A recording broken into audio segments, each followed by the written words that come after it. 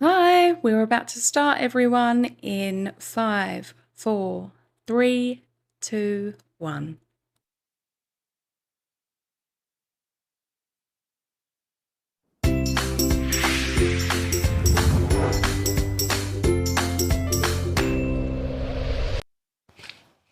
Hello, my lovelies. So here we are. It is Saturday, day 1 of our Wicked Witches retreat, which I'm super excited about.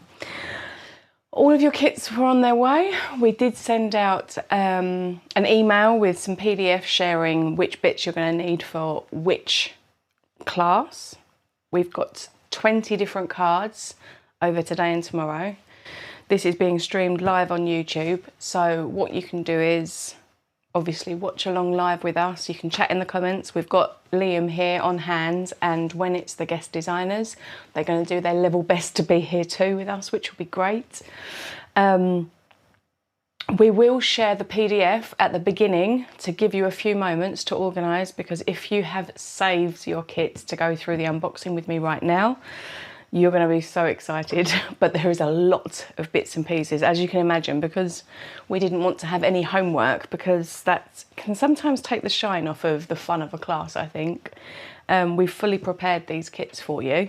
The only things we haven't done is we haven't cut pattern papers, and we didn't pull separate your ephemera. So you've got a big bag of lovely bits of paper, and you know what I'm like. There's ribbons, there's twines, there's all sorts of little bits and pieces. But we're going to show you, in fact, we'll show you now so that you've got the opportunity. For the first 2 cards, this is what you're going to need. So card number 1, there is a scarecrow piece of ephemera. There is the Background Builder 2 gold panel and the peel-offs, which are very easy to locate, and one of your card bases. The second card is an Elphaba pointing that way, and a broom, the cauldron, the strip of gold, and the gold glitter dots, and then some of the peel-offs. So those are the bits. Liam's going to leave that in the top corner for you while we carry on chatting, just so that you've got a little reference point. Liam's sitting there going, give me a minute. I'm being all demanding first thing in the morning. It's 10 AM here, but we've both been quite unwell recently, so we're both on the mend. But if you hear me sniffling or anything, I do apologise. But let's get into looking at what was in your pack. So let's flip you to the overhead. And what we have is a bundle of goodies. Now, all of the die cut pieces and the card bases I have pulled separate and folded into their card bases so that they are ready to go, she says, and then she tips them all out. So you have a big bag of die cut bits and pieces. Along with that, you have your bag of ephemera. Now, the ephemera that you got looks a lot bigger than this, because we've obviously taken out all of the ephemera pieces for those 20 cards. But we added a lot of ephemera into the kit bags to make sure, because there's myself and 4 other designers, and we overlapped with a lot of the ephemera that we had. So we really had to bulk up your ephemera bag. So you've still got, at the end, you can see plenty. You've also got Elphaba, you've got Galinda, you've got the line, you've got lots of pieces to still be able to create many, many more cards. These dies, I cannot tell you how universal these dies are and how many lovely things they do. They're so simple, but you've got a straight lace edge and a wavy lace edge. So there is lots and lots to be done. We do use these in, I believe, 3 cards. 3. So you're going to get a good opportunity to see what they can do. Now, for those of you that can read, it says 14 single-sided papers, and you've got a lot more than 14 here. But that, again, is because this piece of paper, between myself and the designers, we needed 3 sheets of it. So we've added all the extras in. The same with this one, super popular. So you've got extras. All of the ones that you needed more to be able to make the cards for today's class have been added onto your paper packs, so that you get all of these lovely papers. So yeah, let's run through them in case you haven't looked yet. But they are really bright and cheerful, especially after our Full of Woe class with the Wednesday Addams one, which was brilliant, but it's very dark. So being able to play with such lovely bright colours has really cheered me up. And then we've got the bubbles, little Galinda travel. We've got the hot air balloon, which is one of my favourites. I love it. And has anyone actually seen the second Wicked yet? I think it came out last night in the cinema. I'm so excited to go and see it. I'm hopeful that that's going to be a next weekend event, because this weekend I'm a little bit busy with the Wicked Witches. This, with the script in the background, really lovely bright yellow. I don't use yellow very often to craft, so it's lovely to have. We've got rainbows. This lovely paper with the script in the background, but it's like the sky, and then it as if they're sat in the clouds, which I thought was really cute. We have this blue and pink scripty. Hot air balloons over pink. A nice yellow script. It's lovely to have a good solid background piece. The Emerald City up in the green clouds. And the pink and green fluffy, which I think are wonderful. Pink and green go good together. So, and then these are your repeats that are required to be able to make your cards. And there is still lots of leftovers at the end, which is fabulous. Then we have stamps and dies. Now this is the Galinda and Elphaba set. So you have one of each of the ladies, and then Elphaba has, you know, the big rosettes that she has on this. It's like a dressing gown. It's one of the most elaborate pieces of wardrobe known to man. And we'd have some extra of her little rosettes. And then we have Elphaba with a spare hat and the broom. And there is also a magic wand there, which you can add to either Elphaba or Galinda. The sentiments are: people come into our lives for a reason. Everyone deserves a chance to fly. Pink and green go good together. Because I knew you, I have been changed for good. And dancing through life. That song gets stuck in my head for hours at a time. And then everything has a coordinating die. So the witches, the rosettes, the broom, the wand, the hat, and all of the sentiments. So there are our witchy ones. And here, because we just couldn't not, we have Oz. So we have Dorothy, who is one of our gorgeous little lash girls with the pigtails and the bows, and then obviously the slippers that need to be painted pink. We have the Tin Man, who is adorable. We have the Scarecrow, which also we could double him up for a Halloween card. Like, he looks brilliant. And then we've got the lion down here with the massive, massive eyes. And the sentiments here are: there's no place like home. Oh, you're the best friends anybody ever had. 'Tis not where you go, it's who you meet along the way.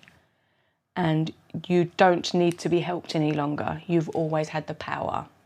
So this is, these are all the quotes from Oz. And this also has, similarly to the witches, all of the icon die cuts and the sentiments. And then there are two little hearts added extra. I mean, look at Toto, how adorable is he? But yes, so all of the dies to go with the stamps. And then we have 3 sheets of peel-offs. We have green with gold finish pin, we have gold mini twinkle, and we have black mini star. So between these, you will manage with everything that we're going to be making. And there is lots of leftovers. Obviously, these are going to be, you're going to be stuck with. You've got these forever and ever. You've got extra ephemera and papers. So, cards 1 and 2 is going to be the Scarecrow, which is number 1. So this is the first card that we're going to make. We decided to pop in to start off with, these cards, which are going to be lovely and straightforward to put together, just to ease you in nicely. So you're going to be with me for 2 cards, which Liam will, when he gets a moment, pop that picture back up on the front screen of what you're going to need. So we're going to need this piece of patterned paper, the peel-offs, because we just run one down the seam. There we go. This piece of ephemera, and we're going to need the stamp set, which the Oz stamp set, and a blue ink. Now I'm going to grab some inks out. I did put on our list which I suggested would make sense to have. Now I really enjoy using oxide inks. It is a preference, it's what you prefer. I'm going to use Prize Ribbon, and I am actually also going to get out my Spun Sugar and Evergreen Bell, because they are the ones that we use throughout all of these cards today. So I just have to find it, Evergreen Bough, and where's my Prize Ribbon? There, okay. So, you can use dye inks, you can use whichever inks it is that you prefer to use. I would say use those, because if they're what you prefer, then you know how to use them. But what I enjoy about the oxides is because they're a chalky ink, they're nice and thick, so they cling well to the stamp, and they'll transfer, giving a lovely coverage. The only thing that I would recommend not is using actual distress inks, because they will pull up on your ink pads.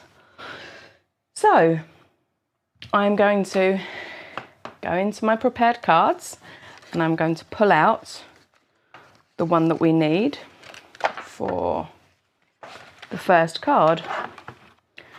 Here we go, here's card number 1. In fact, whilst I'm here, I'm going to pull out card 2 as well, just so that I'm not trying to rummage right at the end. Is everybody at a point where they're happy for me to start doing some making? Because for these particular ones are lovely and straightforward. There we go, there's my second card. We're easing in nicely, I promise. So, going to need blue ink. I'm going to show you this card again.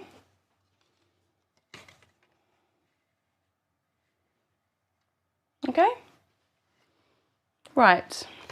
Of course, I've just managed to get hand cream on. My hands at the moment are so dry, it's a bit stingy. Okay, I am going to need, yes, thank you very much. So, this paper, which has all of the characters on, take that from your pack. You'll obviously need your card base, your scarecrow, your Oz stamps, and the green peel-offs. So this is what we're going to be using now. You can use acrylic block or a stamping platform for this one. It's whichever you want to go with first. So, we are going to cut. I'm going to use my little guillotine just for ease. Let's pop these bits over here. If you haven't had the opportunity, obviously there were 20 card bases included in your kit. They need to be scored at 4 1/4 to make side fold A2 size card bases. Now one has got a really big window in it. That obviously is for a very specific card, so keep that one separate. But starting off here, we're going to cut off 2 inches of patterned paper. Now, you can cut 2 inches off of either end, it's whichever you prefer, because 2 inches from this way will have lots of nice character friends. I could go 2 inches. No, I'll go from this end.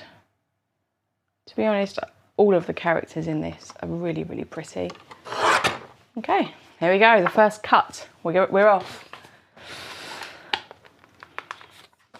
Pop that to one side. Now, this is going to get attached directly onto my card base. Now, this is one of those moments where it can be tape gun, it can be wet glue, it can be whichever it is that you fancy. And we're going to do some heart stamping. So I'm going to get a pencil and very, very, very gently just mark where that 2-inch line is. Now I may have to pull you in on the close-up to show you. Let's move that out of the way for now. But it is the faintest of lines, but it's just so that I know where to pop all of my little hearts. I've done with my stamp set now. Here we go. Okay, so brand new stamps, it's always lovely. I'll start with the larger of the 2 hearts.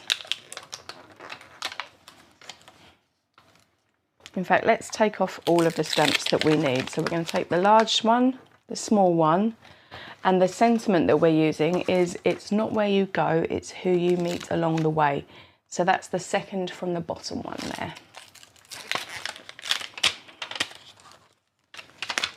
Okay. Now this, I am actually going to stamp in my MISTI because I don't want to get that wrong.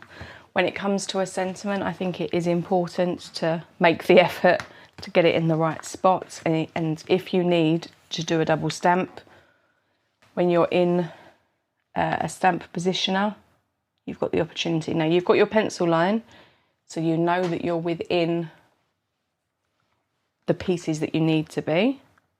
Let's close that over. I'm actually going to grab a magnet from my other MISTI because I want this to be as straightforward as possible. Oh, there we go. Right. Tucked as far into the corner as I can. I'm going to get my ink. Now this is a brand new stamp and there is lots of tips and tricks.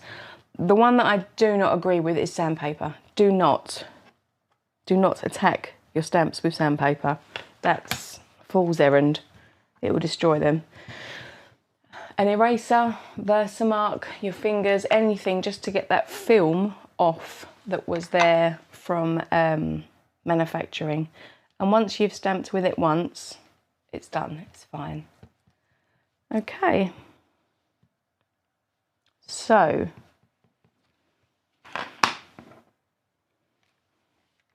tucked over and across and give it a nice press. The thing with stamping is you need to give the ink a chance to transfer from your stamp to that. And to be honest, that first time was perfect. So I am going to call it a win.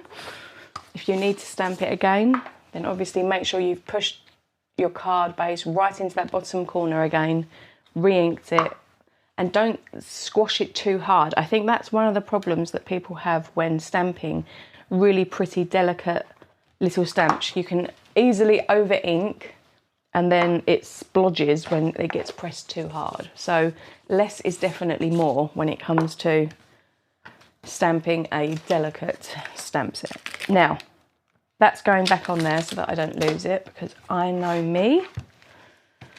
We'll pop this off to one side for now and I'm going to take an acrylic block, going to pop big heart on one side, little heart on the other. I like a long acrylic block because then I can hold one end and see through it where I'm stamping at the other end.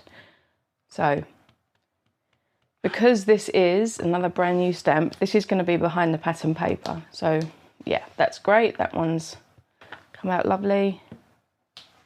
And so has that one. So all I'm going to do now is stamp on this side of the pencil line with the large, twisting the acrylic block slightly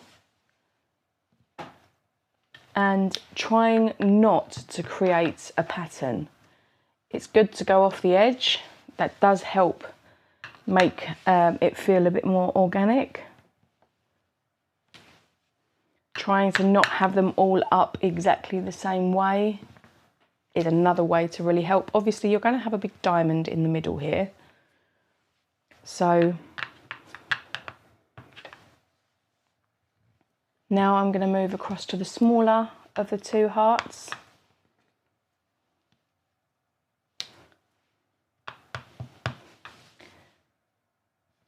And again, just keep twisting it, keep changing that angle so that it doesn't look as though it's been sort of just popped there.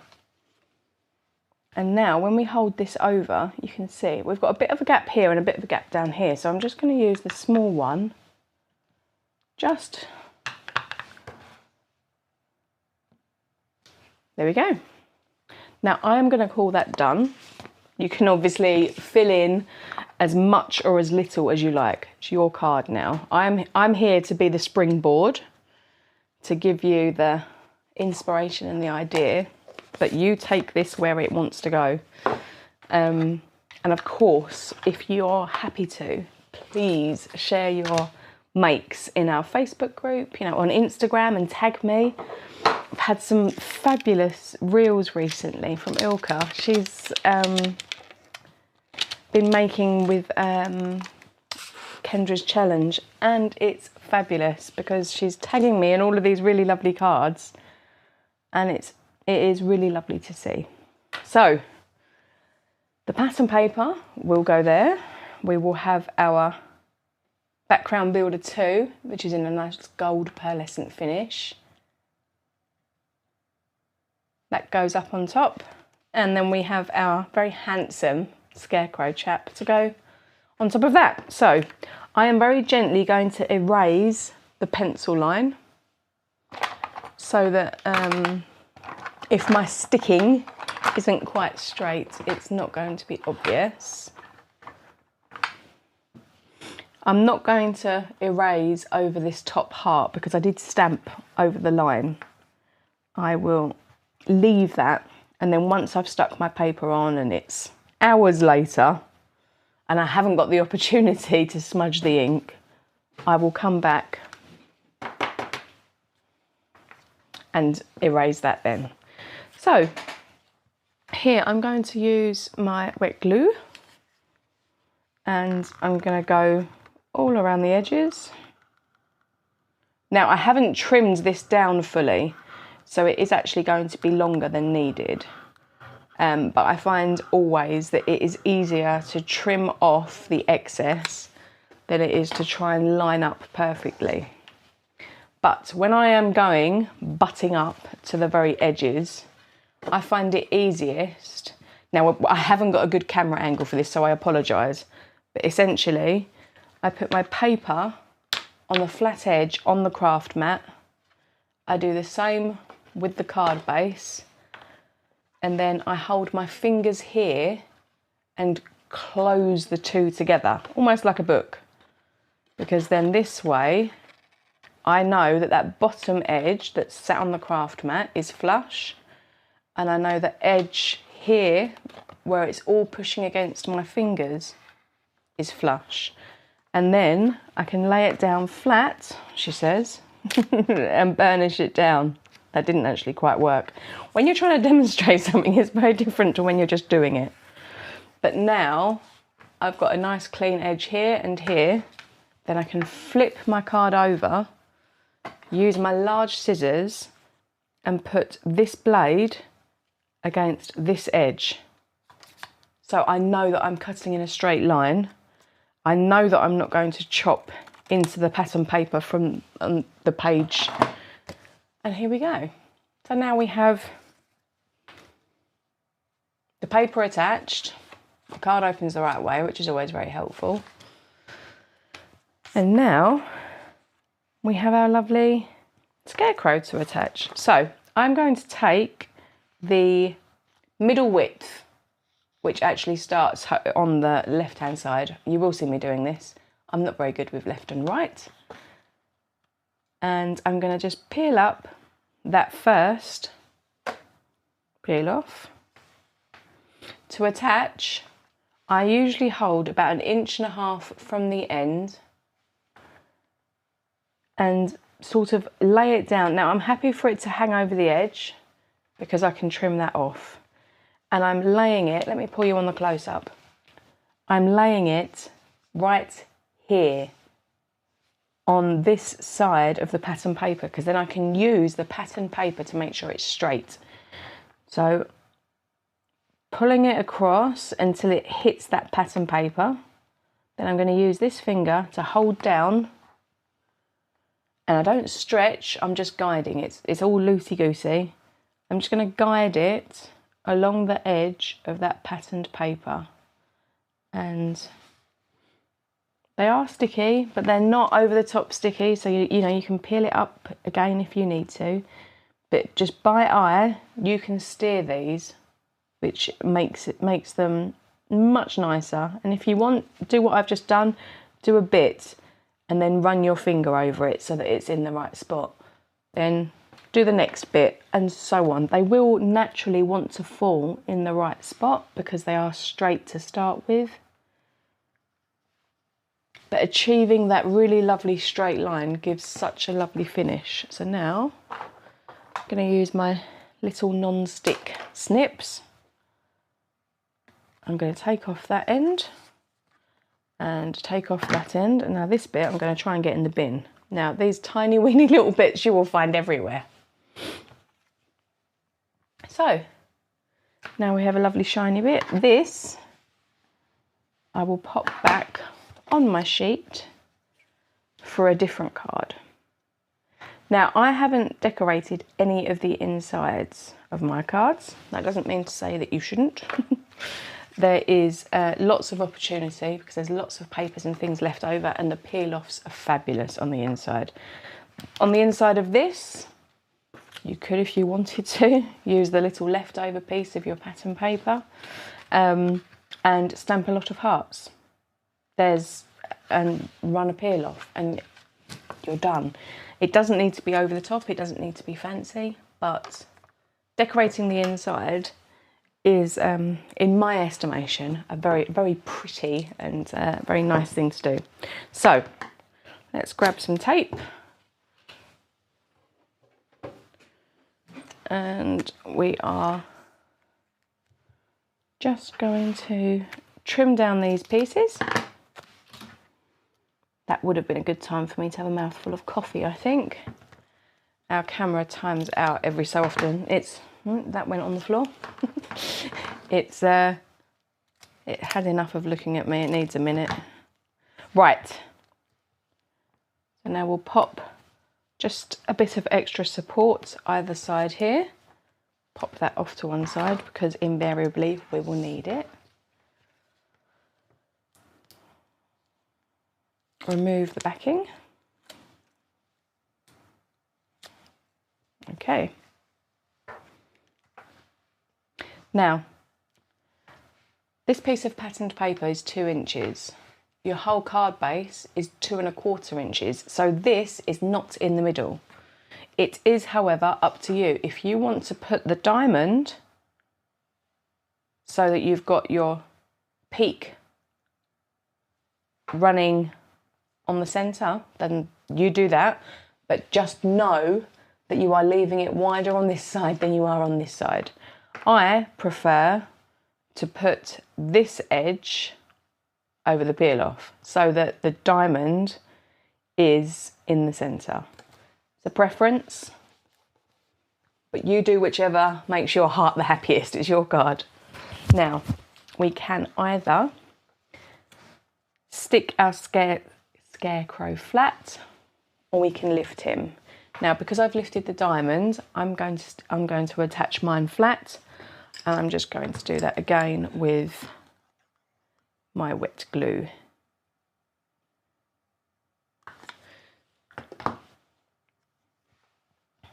Now, something that I really enjoy about this, because it has lots of blue and gold, this card, whilst being very pretty, I don't think is untoward to give us a masculine card.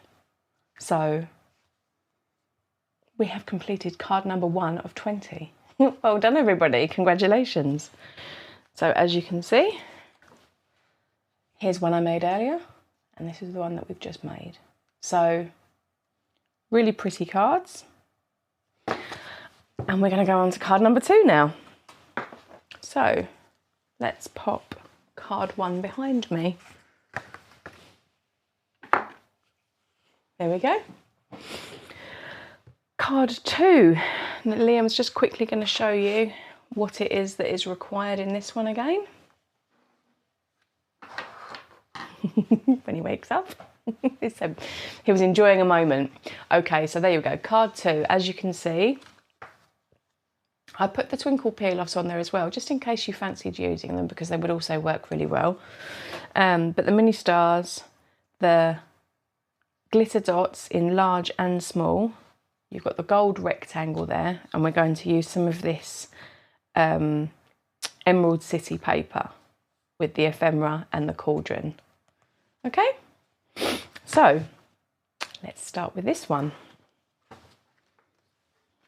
I'm going to pop these bits out of the way. Okay, so here is my folded card base that I made earlier.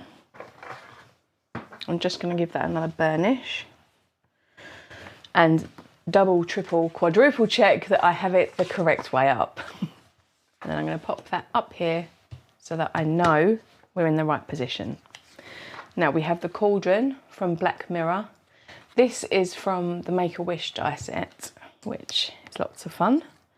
We have one of our Galindas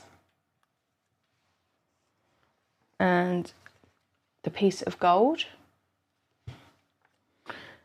2 of these. And our broom. I am at this point going to say that we do use these on another card as well. So have fun, enjoy, but we don't need to use all of them. Or you can, and then we'll just have to improvise on the next one, whichever you prefer.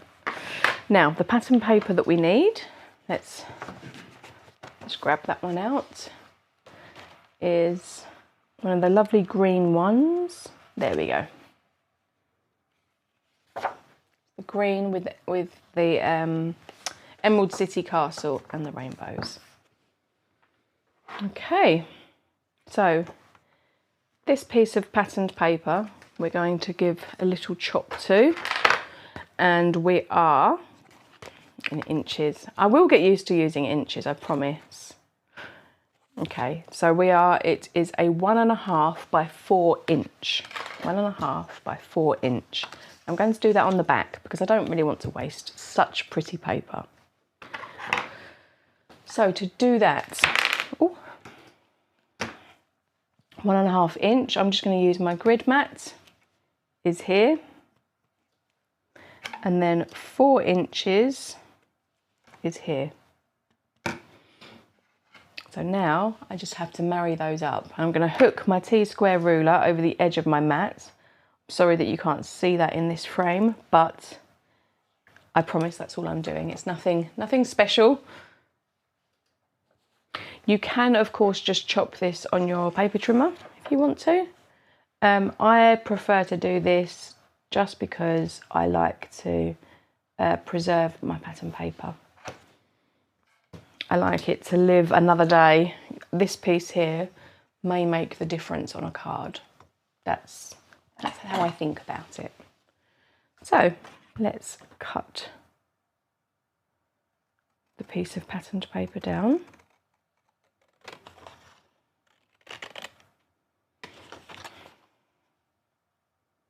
You can, of course, cut this by hand, and if you're not confident with your snipping, then go ahead and pop that into your trimmer again. There's no shame. There's no shame in wanting those edges to be super straight. But there, as you can see, that marries up really nicely now.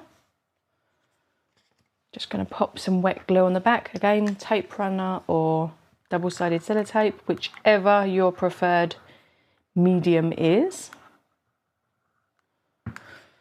I also want to just reiterate and remind, if I'm going too quickly, please by all means press pause. There will be, after this card, a 15-minute break where you have the opportunity to either catch up or go and make yourself a coffee or a quick sandwich.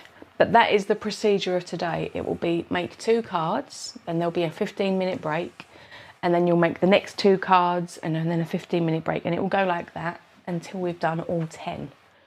So it can be intense, and sometimes people need to have their little siesta in the middle of the day. Or I know that we have got some ladies from Europe that are joining in, so this is going to be late for you. So whatever you need to do to see through the day. But yes, do pause me. This is going to be available on replay, and we will just remove the 15-minute breaks on the replay so that you can watch it in one go and pause it. So I have made my little paper panel over the gold, and now I'm just going to stick this onto my card base. This is one of those almost scene cards that's really lovely and simple, and having just this little panel of patterned paper just sort of anchors it onto the page, because I love this. This was original, the die set that I designed was for this to be a pot of gold.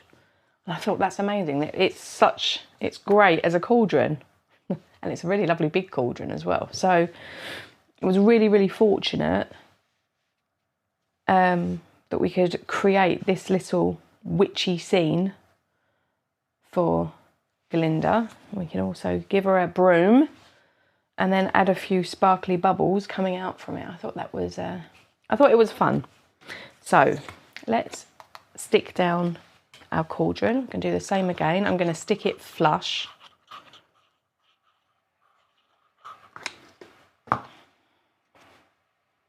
We all have strengths and weaknesses when it comes to making cards. Now, I love patterned paper and ephemera. I really enjoy being able to just sit down, have all things around that coordinate, and create something that looks really beautiful. I think that's a real treat. You have got in this kit such lovely stamp sets, beautiful for colouring. But what I'm showing you over the next 2 days, it's not about colouring. It's about how to use stamps in a way that isn't about colouring, because there are people that are incredible colourists, and you should watch them and you should learn from them. I can show you how I colour, but I am no professional. So I'm showing you the things that I feel that I do best, and when I say best, it's what I enjoy the most, because that's what the best is in my estimation. So I'm going to use this is just 1mm foam tape. This is not a big lift. There are some out there that are, I've got 4mm tape, and that in some instances it's really important, but I'm going to show you how skinny tape also doubles up as being fabulous when you need thicker. So I would suggest it is better to have thin tape and lots of it than lots of different width tapes. Okay, so I'm not seeing any requests for speeding up or slowing down, so I'm going to continue at the pace I'm at. If that changes, please, someone pop it in the comments, let Liam know, and he will try to control me. I say try. So, remove all my backing pieces. Another thing that's really good for this is like a silicone glue, because it holds its shape. I haven't used it for years, but that's another really good one for 3D. Okay, so now that she's all mounted, I'm going to position her. Now, the cauldron I stuck just a little bit lower than the patterned paper, because I want the patterned paper to be above the trail of her skirt. but I like the idea of the line of her skirt, or dress I should say, marrying up with the cauldron. So I'm going to pop her about here, and then give her a nice press down. Now, because I have just stuck her up, I'm going to attach the broom up. Now, we could attach the broom at the same height as her skirt, but I think it will look a little bit better if it is slightly out and back. It's a personal preference, it's whichever you prefer, but it means I'm going to put glue on this tip here. I'm going to pop glue up here, and I'm going to pop some foam tape just above that glue on the belly, if you like, of the broom here. Let's get that piece out of the way. Now, glue at the bottom and glue at the top, a piece of foam in the middle. Now, I'm going to lace the handle underneath her hand and stick it flat. That was where we put glue there. The end of the broom has got glue because it's going to stick on top of her dress, and the foam is to support. So on the close-up camera I'll show you. I'm going to tuck this piece behind her hand, and then I am going to stick so that the foam attaches down and the end sits on her dress. So there. She is now holding her broom, and they're both lifted, but the broom isn't lifted all the way, and I like that. I like the wonk look. Okay, so now at this point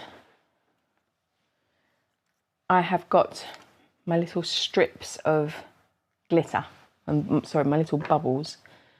First thing I'm going to do is take some scissors, and I'm going to cut one clean in half. And if you do this whilst it's stuck on the backing sheet, it's not going to stick to your scissors. Now, everyone has different methods on how they enjoy the to get stickers off the back. You could use your fingernails, you can use a craft knife. There are so many different things, but I'm just using a craft knife under one edge, holding it on the blade, and then I've peeled off the backing. Now, here I have stuck, not on my fingers thankfully, half of a bubble. Now, because it's black, it's not that easy to see, but there are embossed lines on our cauldron. So you can see this is the inner part, that inner oval. And I'm going to stick this bubble so that the line that we cut runs along that embossed edge, so it appears that the bubble is inside the cauldron. And I will do exactly the same with the other half a bit further around. Oops.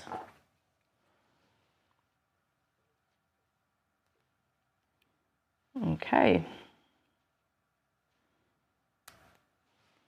So I'm going to attach this around here, a bit further round, and now we have what look like two bubbles poking out. The next bit is the star peel-offs that I have very carefully hidden away, and the bubbles. I'll pull you back to the over the top camera now, because this one's got a bit of a fisheye to it.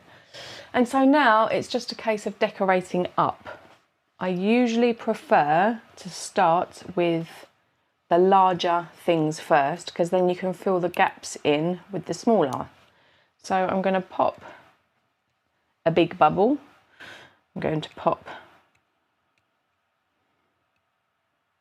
another big bubble. And perhaps one more. Now, the larger elements, I think, always look better when they're towards the bottom. So if you imagine when you're cooking, the steam from the saucepan is much more dense near the bottom. So the bigger, the thicker things need to be there. And then as it goes up, they get smaller. So I'm going to save the rest of those large ones for my next card. So there's 5 there, which is going to be great for the card we're doing a little bit later. Now, we've got the smaller ones and then we've got the different stars. So I'm going to pop a couple of the large stars because it is all very magical, isn't it? What's coming out of a cauldron. If this turns out to be within the second film, I will be so excited. I have not seen it. This is not a spoiler by any stretch, but how wonderful. Now, I've done 3 of the glitter and I've just done 3 of the stars. Now, I'm going to move into the itty bitties now, but we can always add more. It's just not so easy to take them away after. So let's go 1, 2, 3. I'm sticking with the rule of 3 because it does make the eye happy. I haven't stuck any over the patterned paper. I don't see the need. We can, of course, but let's try 3 there. And now we can try a couple of different sized of the smaller stars. Oh, that one wanted to stick to me rather than the card.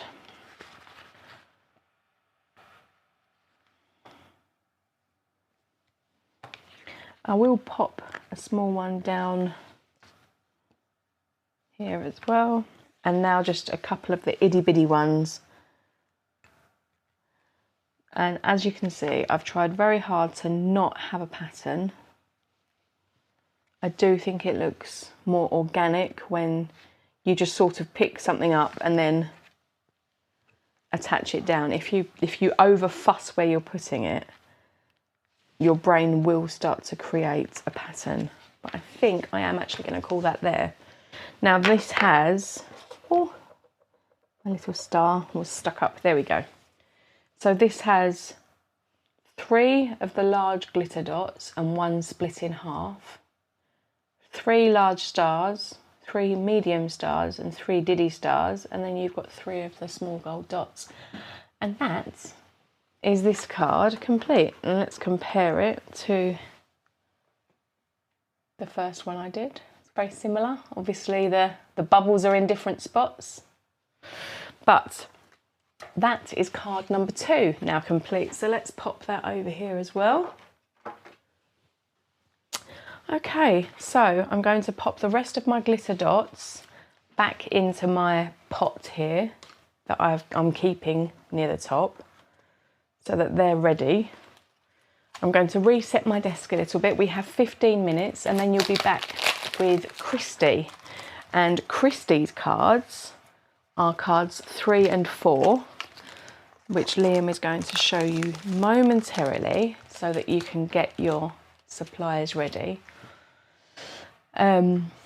But Christy's going to talk you through 3 and 4. Now, some of the things that she'll be talking you through, for example, the die cutting, we have done for you. Now, in card 3, I must admit, I did miss out putting in the white arch. You've got the navy arch, the cloud arch, and there is another white arch. I've missed it off putting it in the photograph. I do apologise. So if you can just grab that. And as you can see, there's all the cloud pieces, the balloon, the navy cardstock, and the peel-offs. And then the next card is more of the navy, the white stitched circle, the lion, and a pale blue strip, and the peel-offs for that one that we've got are the gold twinkles or the black stars. So it's a case of whichever you prefer to use. So they are cards 3 and 4. So you can leave paused on this page right now whilst we're in break and you're getting those bits together if you're not ready yet. Or you can just watch our countdown clock to know that when you need to be back ready for your next instalment of the Wicked Witches with our lovely Christy from The Best Things in Life Are Pink. Okay, lovelies, I will be back with you after Christy's done. There will be another 15-minute break. We will show you cards 5 and 6 so that you can be prepared before the 15-minute break. And then, yeah, you'll be back with me to do those, and then later with the next guest. But anyhow, I will see you after you've done Christy's class. So, enjoy.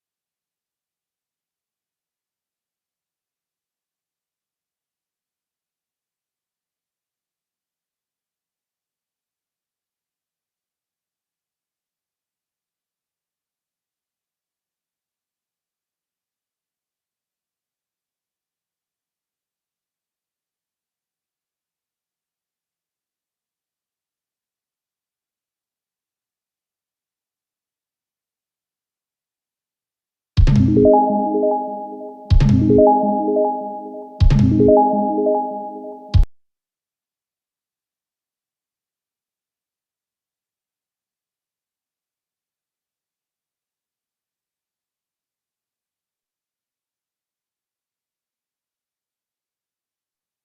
friends. I'm Christy Marcotte. I'm super excited to be one of the instructors for.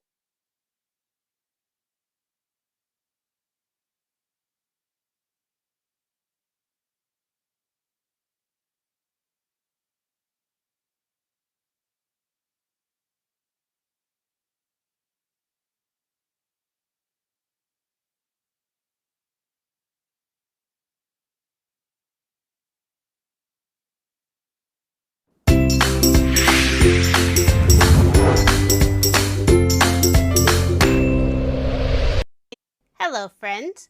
I'm Christy Marcotte. I'm super excited to be one of the instructors for Love from Lizzie's Wicked Witches class.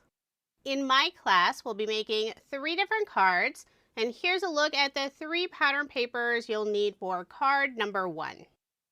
So the dark blue pattern paper with stars and script, the teal background with the hot air balloons, and then this lovely teal and pink purple cloud pattern paper.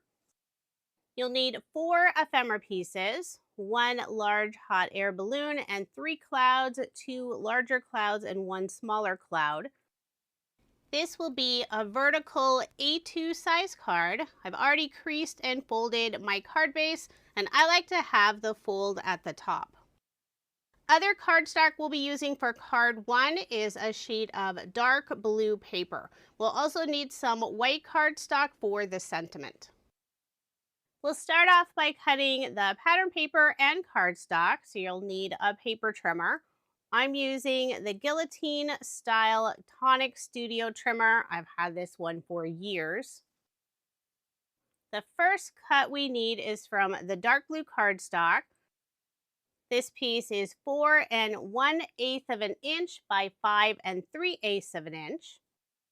I'll place the cardstock piece in the upper left-hand corner of my craft area. And this is a vertical card, so I need to remember to lay it down vertically. Next, we'll cut some of the pattern paper. So you want this light teal background with all the fun hot air balloons. And this piece is 4 inches by 5 1/4 inches. So I cut it first at the 4 inches, then I turned it to cut the 5 1/4 inches.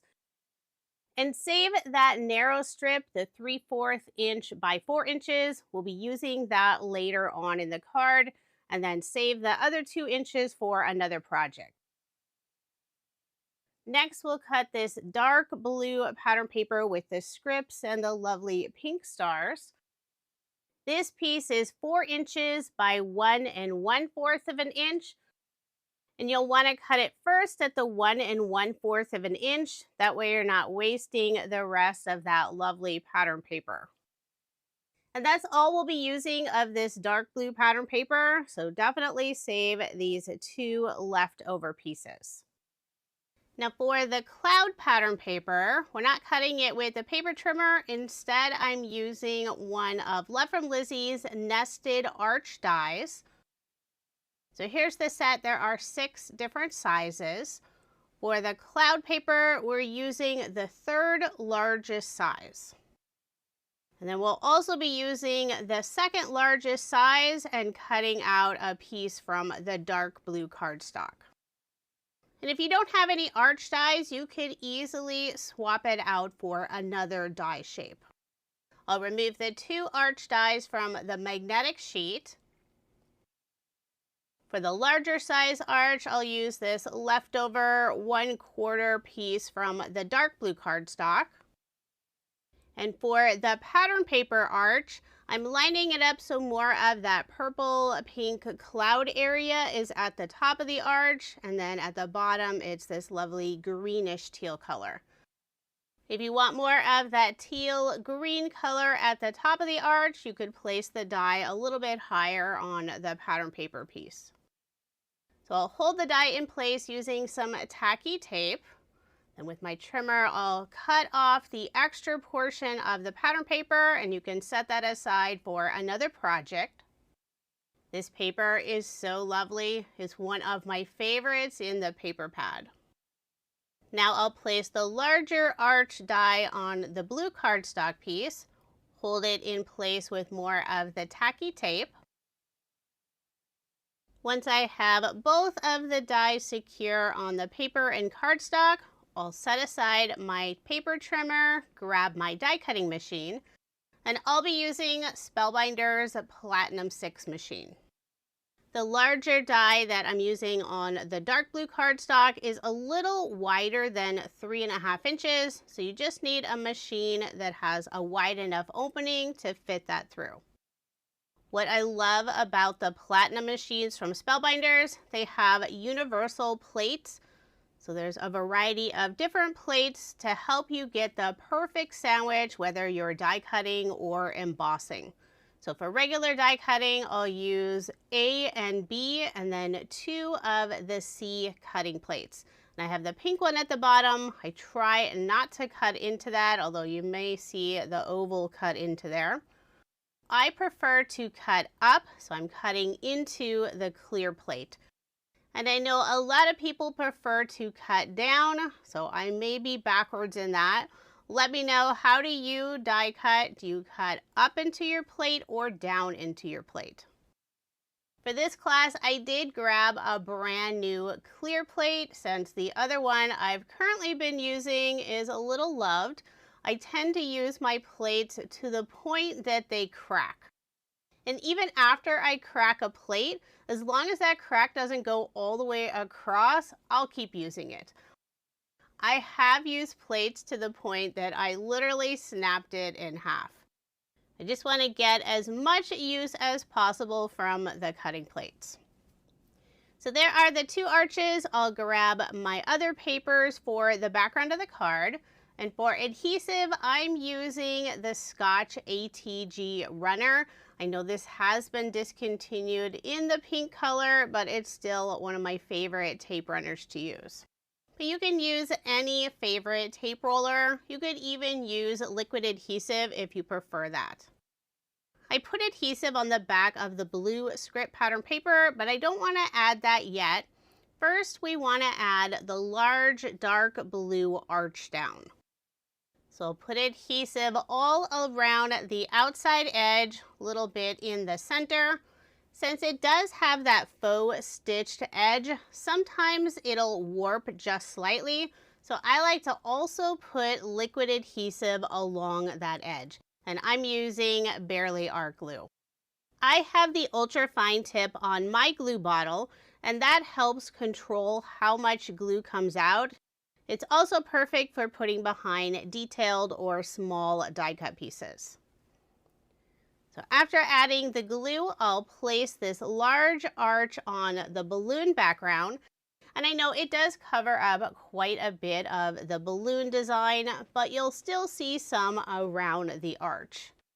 If you want to save some of the hot air balloon paper, you could use a smaller die than this large arch and cut out that center piece and then use it on another project. Next, I'll add the blue script pattern paper with all the stars, and I'm placing it on top of the arch at the bottom of the paper, about 3/4 of an inch up from the bottom edge of the hot air balloon pattern paper. To add a little bit of contrast and shine, we'll be using the peel-offs that are included in the class kit. This lovely green with gold overlay, so they're super shiny.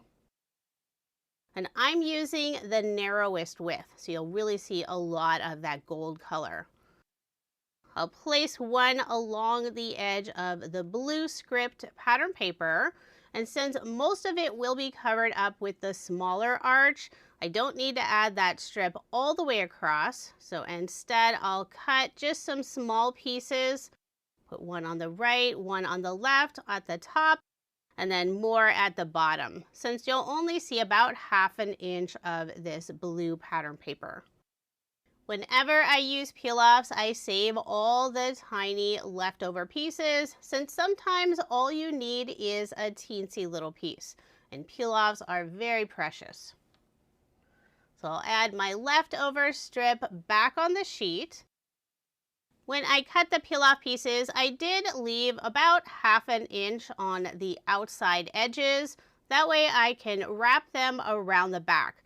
Now, I've never had peel-offs come off on a card before, but I like to have them nice and secure by wrapping that end around the back. Next, I'll put adhesive on the back of the hot air balloon pattern paper, making sure to cover up those edges of the peel-offs. And I'll layer this piece on the dark blue cardstock. So the cardstock layer is an additional 1/8 of an inch. You'll only see 1/16 inch of that blue around the outside edge.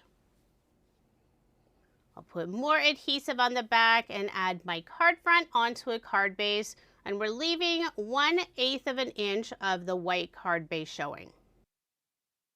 I'm big on using lots of adhesive, so I always add a strip of adhesive around the outside edge and then also 1 or 2 diagonal strips in the center. It's better to have extra adhesive than not enough adhesive.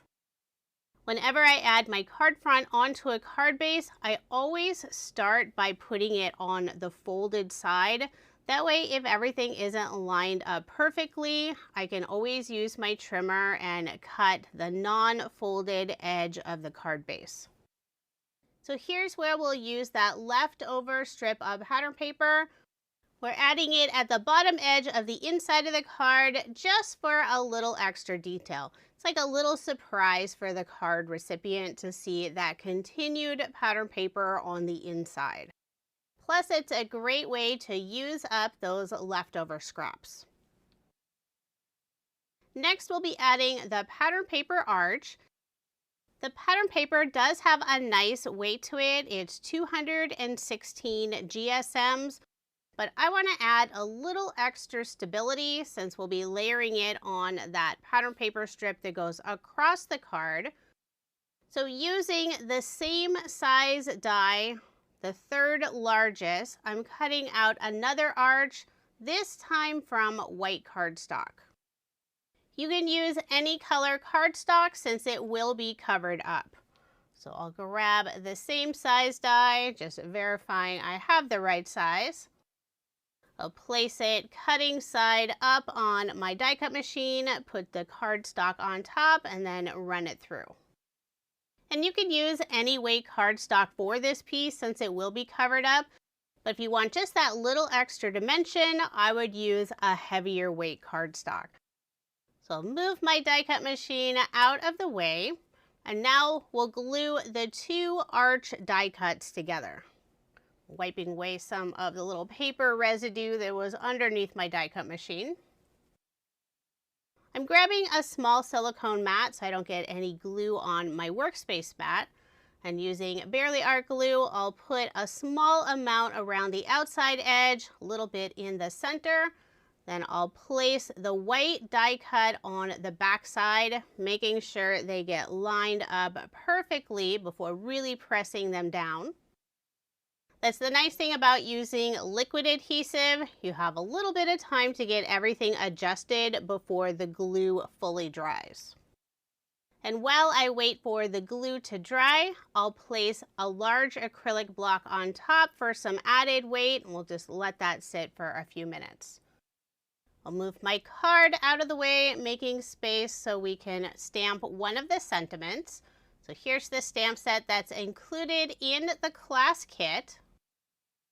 And for this card, I'm using Everyone Deserves a Chance to Fly.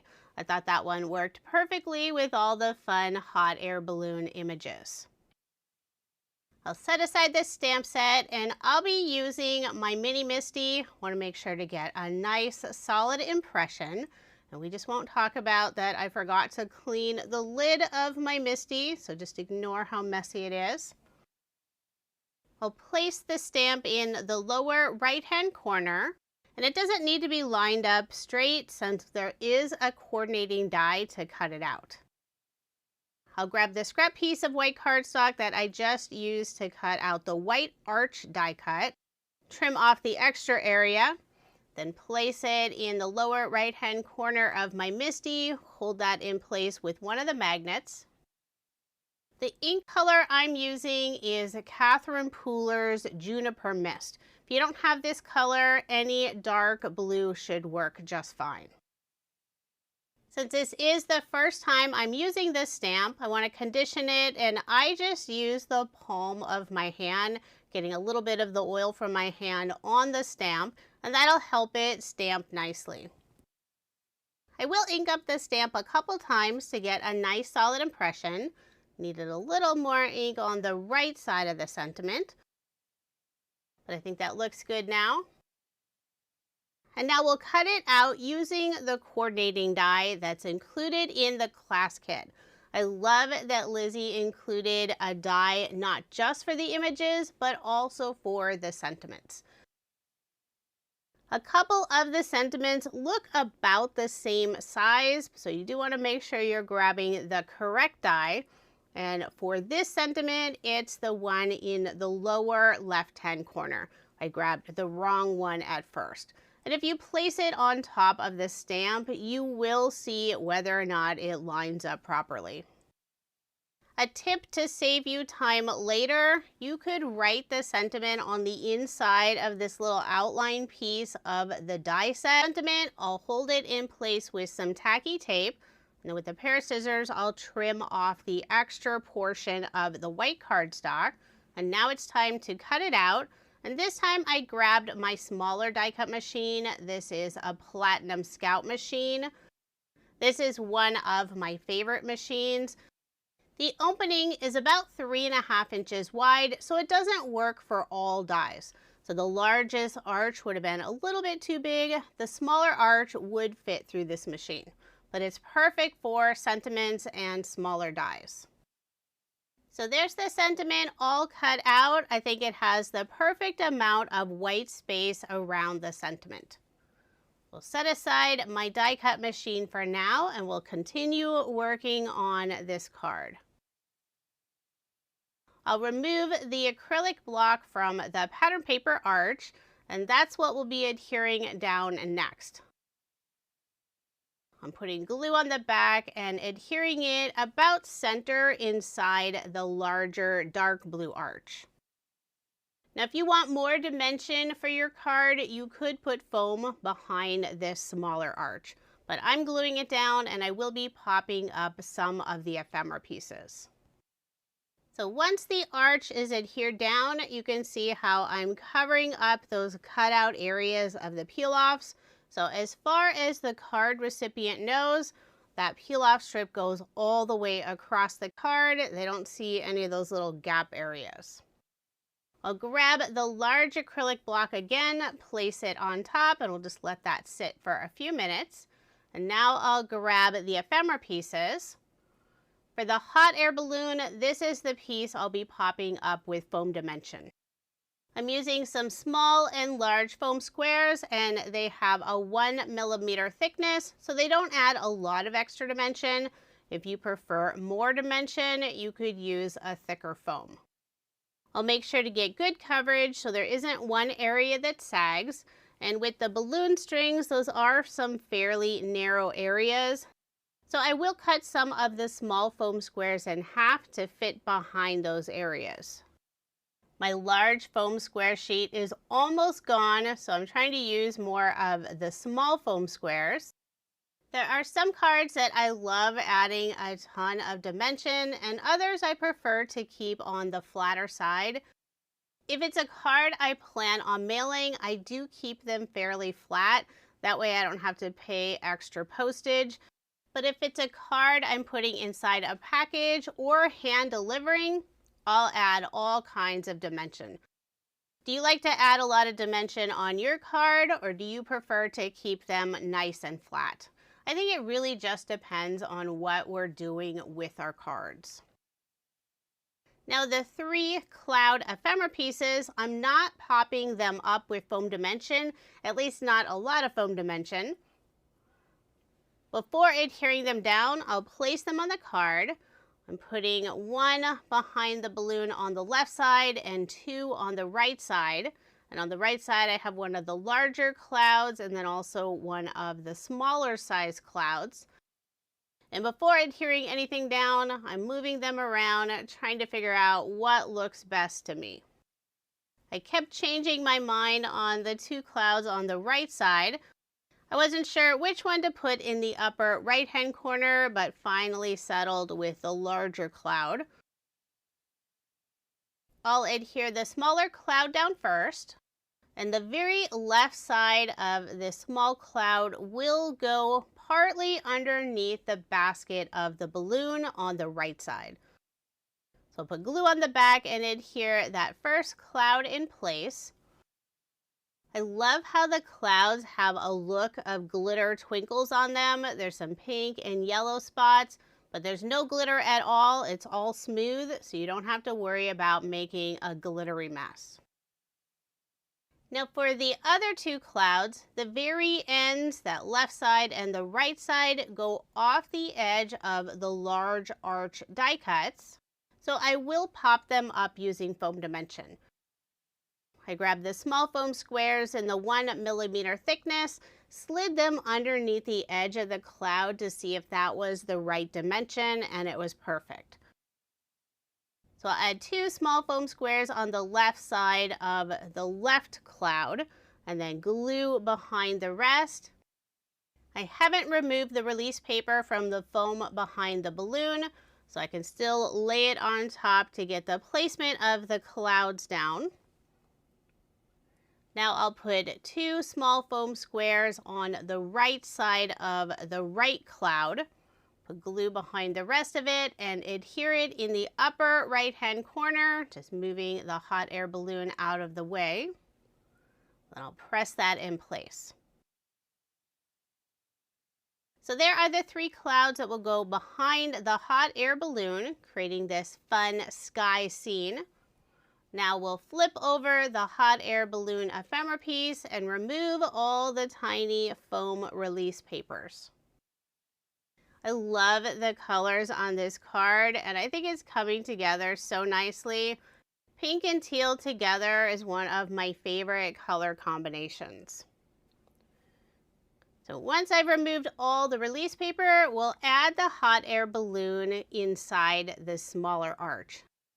And to help get it centered, I'm holding the card up to the grid lines on my craft mat. I want that top tip of the balloon in the very center of the arch. So once the balloon is adhered, it's time to add the sentiment, and we're putting it at the very bottom of the pattern paper arch. I'm gluing it down. If you want to pop it up with foam, that is an option. I'll put glue on the back of the sentiment, adhere it in place, trying to get it nice and centered on the bottom area of the arch. And for a final finishing touch, wanted to add just a tiny bit more sparkle. I grabbed Love from Lizi's mini star peel-offs in the gold mirror color. I'm using the smallest size stars, and I'll put 1 star on the right and left side of the sentiment, giving it just that teeny bit of sparkle, and it matches the gold of the pinstripe peel-offs. The stars have 5 points, and I'm trying to place them so 1 point is upright. So that when I'm placing the second star down, I want it in the same position with that top point upward. And I used a pair of reverse tweezers to remove the peel-offs. It's a must-have craft tool. So there is card design number 1. I think this one turned out so fun. I love the sky scene with a colorful hot air balloon. Now moving on to card design number 2. You'll need 2 different pattern papers, the blue background with all the Oz icons, and then the yellow background with the blue script. We'll be adding 1 of the ephemera pieces, this sweet little lion. For cardstock, we'll be using more of the dark blue and also a little bit of this sky blue color. It matches that inside area of the scarecrow's hat. You'll also need white cardstock for the sentiment and a circle. This time we're making a horizontal A2 card. I already have my card base scored and folded. I'll move the cardstock out of the way, make some space on my mat. We'll start off by doing some paper and cardstock cutting, so you'll need your paper trimmer. And instead of cutting into a brand new sheet of this dark blue cardstock, I'll grab the other half from card design number 1. It's plenty for this card as well. I'll grab the dark blue cardstock, and we need a piece that's 5 3/8 of an inch by 4 1/8 of an inch. I'll place that piece in the upper left-hand corner of my craft mat. And next we'll be cutting the pattern paper, the blue with the Oz icons. And this piece will be 5 1/4 of an inch by 4 inches. And I'm cutting it first at 4 inches. So you'll end up with a 2-inch horizontal strip. And you can set that aside for a future project. Next we'll be cutting the yellow with blue script pattern paper piece. And you'll need a square, 2 3/4 of an inch by 2 3/4 of an inch. Here are the pattern paper pieces you'll have left over, so you can set those aside for a future project. And now we'll need the dark blue cardstock piece again, and this piece will be the layer for the yellow pattern paper.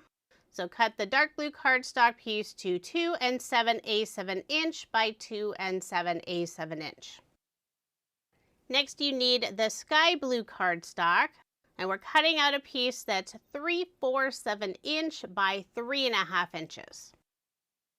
My sky blue cardstock was just a small scrap piece that I had on hand, and it wasn't fully straight, so I did need to first cut a little piece off before I could get my 3/4 inch strip.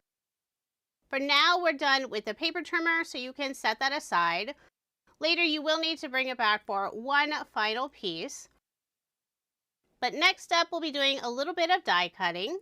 We need a white circle die cut. I'm using Love from Lizi's nested stitched circle dies. I love all of her nested shape die sets. They include a wide variety of different sizes, and they're always my go-to sets when I need some shape dies. The circle size we're using is 2.5 inches in diameter. And we'll be cutting the circle from some white cardstock. I grabbed my Platinum Scout machine, so I will cut down the paper so it's just a little bit bigger than this circle. That way it'll fit through the die cut machine. I'll hold that die in place with a piece of mint tape. Then I'll run it through the die cut machine. The nice thing about the Platinum Scout machine, it's similar to the Platinum 6 since it includes the universal plate system. So I'm using A, B, and then 2 of C, which are the cutting plates. And this time I did not grab a brand new one, so you can see my very well-loved pink cutting plate. But it still has lots of life in it. There are no cracks. We will be die cutting out one other thing later on, but for now you can set aside your die cutting machine. We now have most of the pieces for card design number 2. We'll start off by cutting a banner from the sky blue cardstock strip. With a pair of scissors, we'll cut a fishtail at the bottom, and I start by doing a small slit in the very center. I cut that slit about 3/8 of an inch, so it's not very high. If you want a steeper fishtail, you could cut that slit a little bit higher. And then I'll cut an angle from one corner to the top area of the slit. And then I flip it over and do the same thing on the other side. Since I'm not very good at cutting the angle on the opposite side, I find it easier to just simply flip over that piece and then make that same angle cut. Next, we'll layer the yellow blue script pattern paper square on the dark blue square. And since that cardstock layer is an additional 1/8 of an inch, it'll leave 1/16 of an inch of the blue showing, and that'll help it stand out against the background. We'll put adhesive on the back of this square piece and adhere it in the upper right-hand corner of the Oz icon pattern paper. And I'm leaving just over 1/4 of an inch above and on the right side of that square. I'll make sure it's nice and straight before really pushing this piece down. So now we'll layer the pattern paper background piece on the dark blue cardstock layer. And since this cardstock layer is an additional 1/8 of an inch to the background pattern paper piece, we'll see a 1/16 border around that pattern paper. Then we'll put more adhesive on the back and add the card front onto a card base, and we're leaving the 1/8 of an inch of the white card base showing. When I line up pieces on a cardstock layer or on a card base, I start on the one end where there are 3 sides. If I can get those 3 sides lined up, if there's a little bit extra on the end, it's very easy to trim it off. I know some people like to line it up by adhering that whole piece straight down. I'm not very good at that, so I always start on one end. Next, we'll add the blue banner on the right side of the yellow and blue script square. And we're adhering it about 1/4 of an inch from the right side. Now, the very top of this blue banner, about 1/8 of an inch, maybe a little bit more, will go off the edge of the square, and then the fishtail of the banner will also go off the edge. Now, the top area of the banner, I'm not worrying about it, but the bottom area, the fishtail, I don't want it to sag or droop down, so I will put some foam squares behind it. I'm using the same small foam squares in the 1mm thickness. Then I'll put adhesive behind the rest of the blue banner and adhere it down. And I'm not pressing completely until I know it's nice and straight. Next, we'll add the stitch circle die cut, and part of it will sit on top of the blue banner. I'll put glue on the back of the circle and adhere it in place. A tiny bit of the circle on the top and left side will go off the edge of the yellow script square. We want to make sure to put it high enough since we'll be adding a sentiment underneath. So give that circle a firm press. And this is where we'll be adding the adorable lion. And we will be popping up the lion with foam dimension. I'll grab the rest of my large foam squares. I only have 2.5. And I'll fill in the rest of the area using the small foam squares. I have more large foam squares somewhere in my craft room, but I didn't feel like searching for them. May as well just use up more of the small foam squares. I'll add squares all along the outside and then a few in the center. Then I'll remove the release paper and add this sweet little lion inside the white circle die cut. And if you prefer a different image from the ephemera pack, you can always substitute it. Just want to make sure it fits inside this circle. After removing all the release paper, I'll adhere the lion. The eyes on this lion are just the cutest. I don't even remember the last time I watched The Wizard of Oz.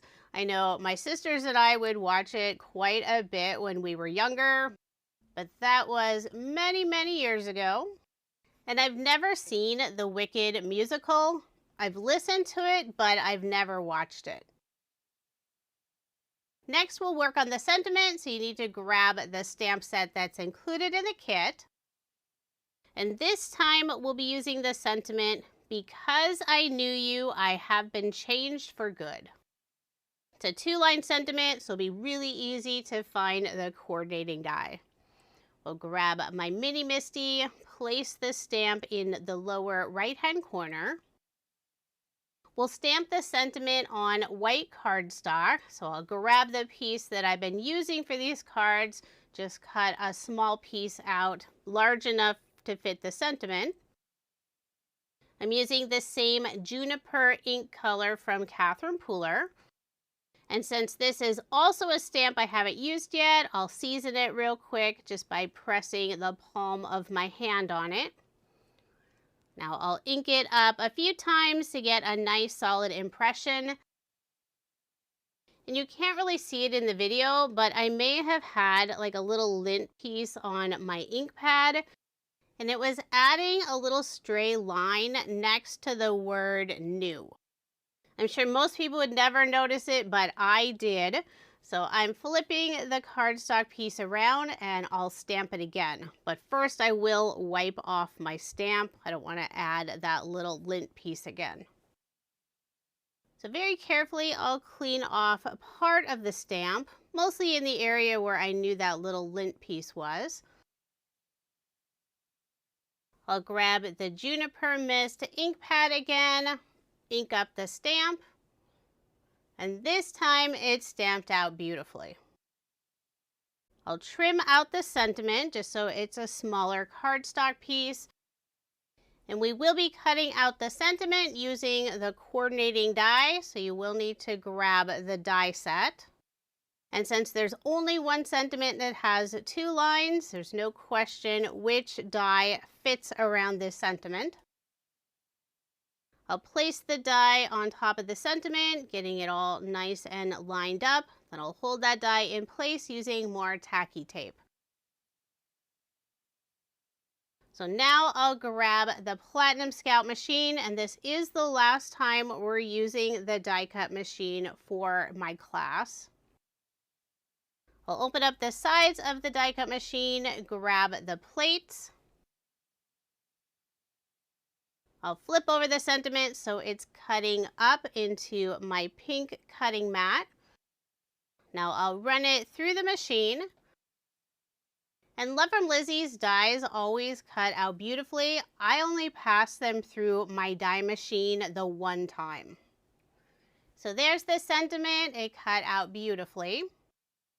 So now we can clean up the area. I'll put away my die cut machine, put away the stamps and the die set, and I'll grab the card so we can finish it up. My original plan for the sentiment was to put it right underneath the lion, but before adding adhesive, I thought I would try it in a few other places. But I ended up going with my original plan and placing the sentiment right underneath the lion. Now the left side of the sentiment, the area where it goes off of this blue banner, I'm adding a scrap piece of cardstock. The very top of the sentiment will sit on just part of this white circle die cut, so I'm only adding that scrap piece in the bottom area. I grabbed the leftover white cardstock piece that I use for some of the sentiments, and I'm cutting a very narrow strip. And I'll hold the sentiment up on the card, figure out how long this scrap piece needs to be. Now I'll flip over the sentiment, put glue on the back, and add that small scrap piece. And you can use any color cardstock since it will be covered up completely. By having that extra scrap piece, it'll keep the sentiment at the same level. And before I adhere the sentiment down, I'll place it on the card again without adhesive, just feeling to see if I need to add more or less of those scrap cardstock pieces. Now I'll put glue on the back and adhere it right underneath the lion. And the very bottom of the sentiment will go off the edge of the blue cardstock layer around the yellow square. I thought about finishing the card there and just adding some embellishments, but I felt that the upper left-hand corner needed a little something. So I'm grabbing a small scrap of the dark blue cardstock, and we'll cut a tiny banner to put in the upper left-hand corner. So here's where you do need to grab your paper trimmer again. I'm cutting a very small piece. It's 3/4 of an inch by 7/8 of an inch. If this piece is a little bit bigger or a little bit smaller, that's fine. We'll be turning it into a fun banner. So the 3/4 of an inch is the width and the length is 7/8 of an inch. Now we'll cut a fishtail. Start with that little slit in the middle, cut the bottom corner to the top of the slit, and then do the same thing on the other side. And I'll add an extra step for this banner. I'm cutting both sides at a slight angle. And I'll start with the right side, flip it over, do the same thing on the other side, trying to cut a similar angle. This is what I call my whimsical banner. I'll put glue on the back and adhere it in the upper left-hand corner. And I know I am covering up one of the sweet little Toto images, but there is another one in the lower left-hand corner. When you have fun pattern paper like this with lots of different images, you do end up covering up some of them. When adhering down the banner, I have the upper left-hand corner of the banner about 3/8 of an inch away from the left side of the pattern paper in that upper left-hand corner. For embellishments, I'm using more of the Gold Mirror Mini Star Peel-Offs. This time I'll use all 3 sizes. I'll put a large, medium, and small in the upper right-hand corner, and the large and small will go on the blue banner. The medium size will sit on the yellow pattern paper. I'll add a medium on the left side of the lion, and then a large star in the center of the dark blue banner in the upper left-hand corner. I still need to add that small star in the upper right-hand corner. So once I have that last star adhered, this card is finished. And I think this one turned out super cute as well. I know I keep mentioning it, but the lion is so adorable. I really think it's the eyes, and I'm so happy that the ephemera pack includes 2 of the lion images. Now here's another look at the 2 cards we made using Love from Lizi's Wicked Witches class kit. I had so much fun making the cards, and I hope you did as well. For more inspiration from me, you can follow my YouTube channel at Christy Marcotte. Thank you so much for joining me today, and I hope you enjoy the rest of the retreat with the other amazing instructors.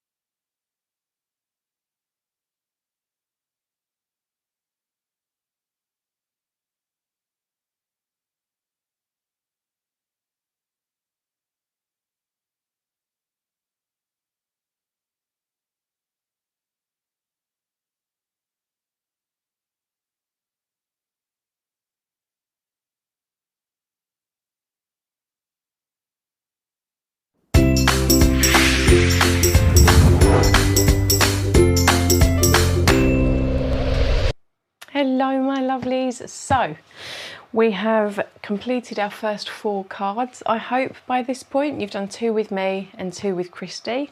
Now you're back with me for another 2. And I'm hoping that the pacing and everything is going okay. Please do let Liam know if there's anything that we can be doing to make this any more comfortable for you. If you've got any questions, that is what he's here for. So the next card that we're going to be making is Pink and Green Go Good Together. Now, I don't know if anyone's noticed, but today I'm wearing a very green jumper and very pink glasses. So I've made a bit of an effort in this front, but I'll flip you to the overhead so that you can see the card that we're going to be making now. So this is a repeat stamping technique that I'm going to show you. You need a stamp platform for it. Now, there is a technique without the platform. It's bit more complicated, but I will run you through it so that you don't feel left out if you don't have a Misty. But yeah, we're going to use these items.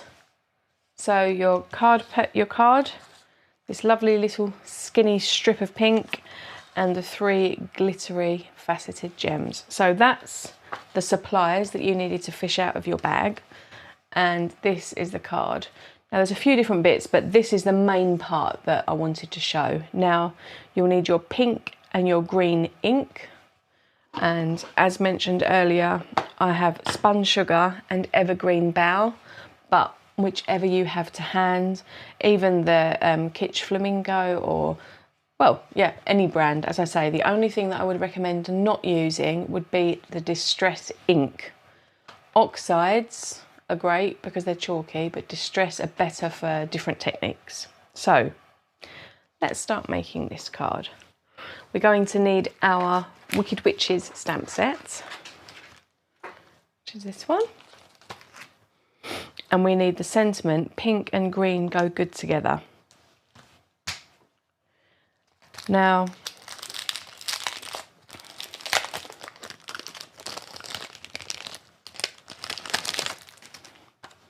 third one down, we're going to peel that out. Now, I have my large, this is the original sized mini Misty, the original sized Misty. And this is what's going to make this technique really lovely and straightforward. I'm just going to pop those bits there. So, in screen, going to fold my card in half. I will actually just quickly give that an additional burnish. So that's nicely pressed. Now, what we're going to do is, I'm going to pop the sentiment near this edge. Pink and green go good together. And I'm just going to keep that down from the top, perhaps, gosh, I'm just thinking about this, about 1/8 of an inch from the top. I'm hoping that works. So, I'm going to pop a magnet here. I'm going to carefully put them separate. The hinge. And then what that will do is it will pick up the stamp. So, with my card tucked right in down at the bottom,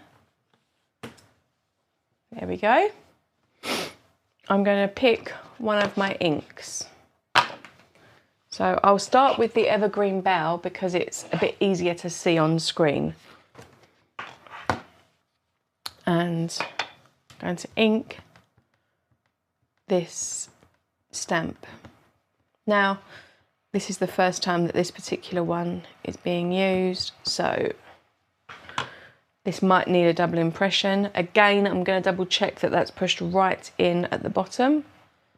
Pink and green go good together. Okay, so that hasn't come out particularly crisp, which was expected, and I'm good. It's one of the reasons why the stamp positioner is such a fabulous tool. It was one of the first things that I actually treated myself to when I started card making,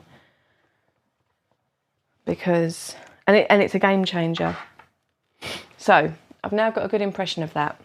What I'm going to do now, as you can see, this is at the 4 1/4 mark.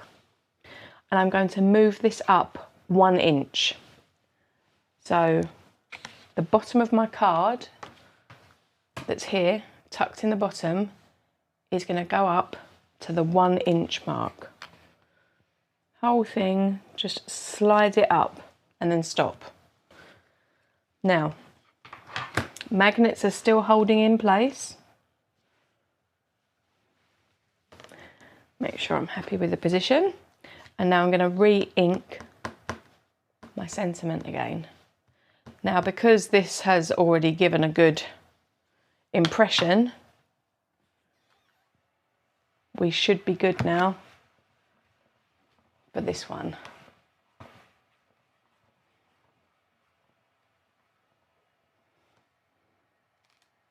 Okay, pink and green go good together.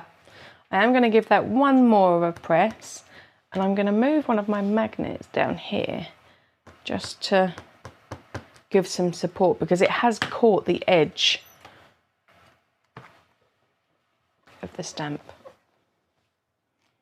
There we go, pink and green go good together. Now, I'm going to move my whole card up another inch. So I'm going to move it up to number 2 now. Keeping it butted right up against that edge. There we go.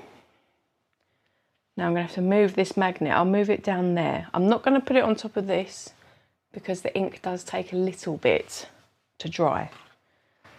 So now that we're here at number 2, I'm going to ink up again.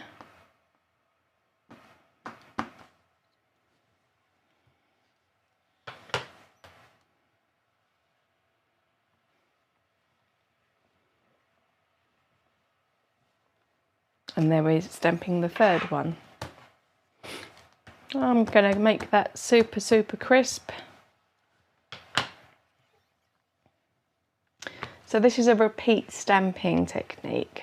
It is one of my favourites. I love it when you get a really big or a scripty sentiment and you find a way to fit them together. I think it looks glorious. So we're now at number 2. So you can guess where we're going now. Moving up to number 3. There we go.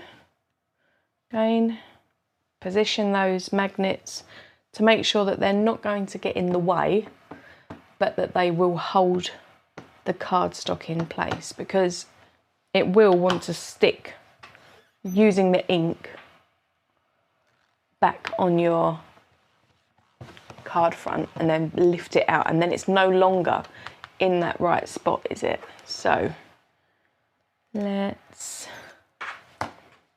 double stamp this. So now this is our last of the greens that we're going to be doing.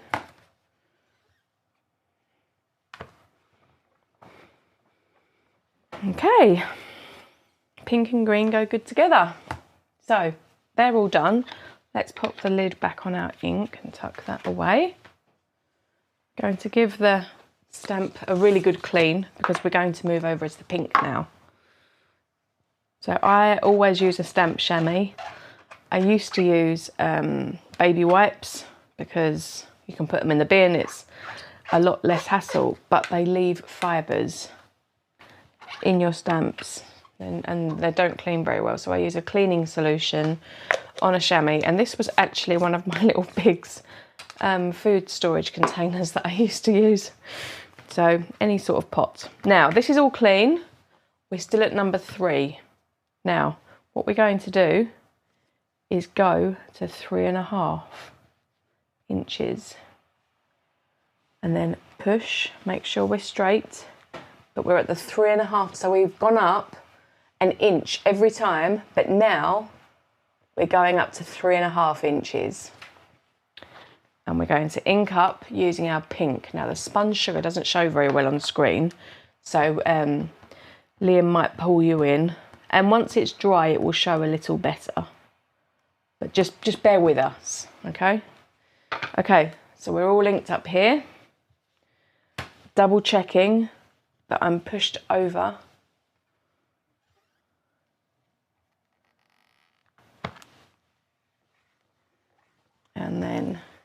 close it, rub back and forth. There we go, pink and green go good together.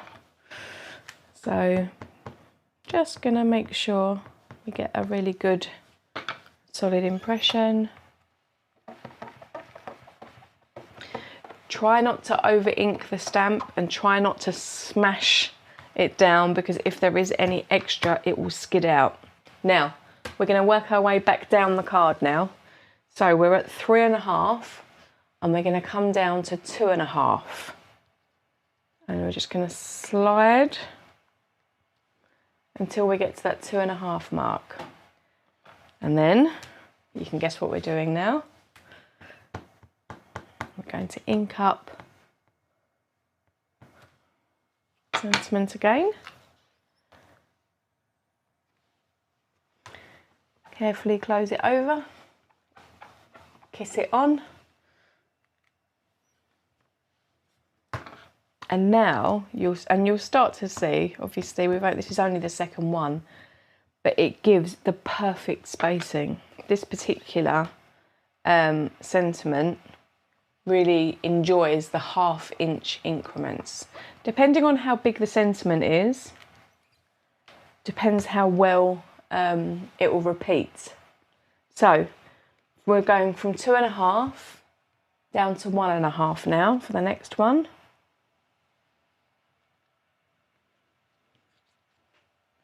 Making sure that we're still pushed flush all the way along that edge. Now, if you don't have a stamp positioner, the way to do this is with a ruler and a pencil and your grid mat.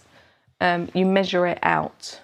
You know, you can stick on your grid mat, you mark out the inch marks, and then you have to line up your stamping block, your acrylic block, with the lines on your grid mat. So it's more work, absolutely.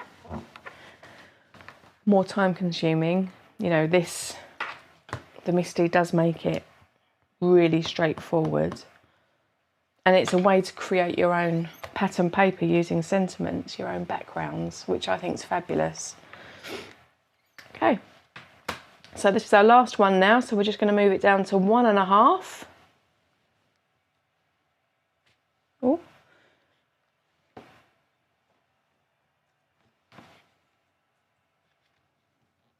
Sorry, not 1.5, that was where it was.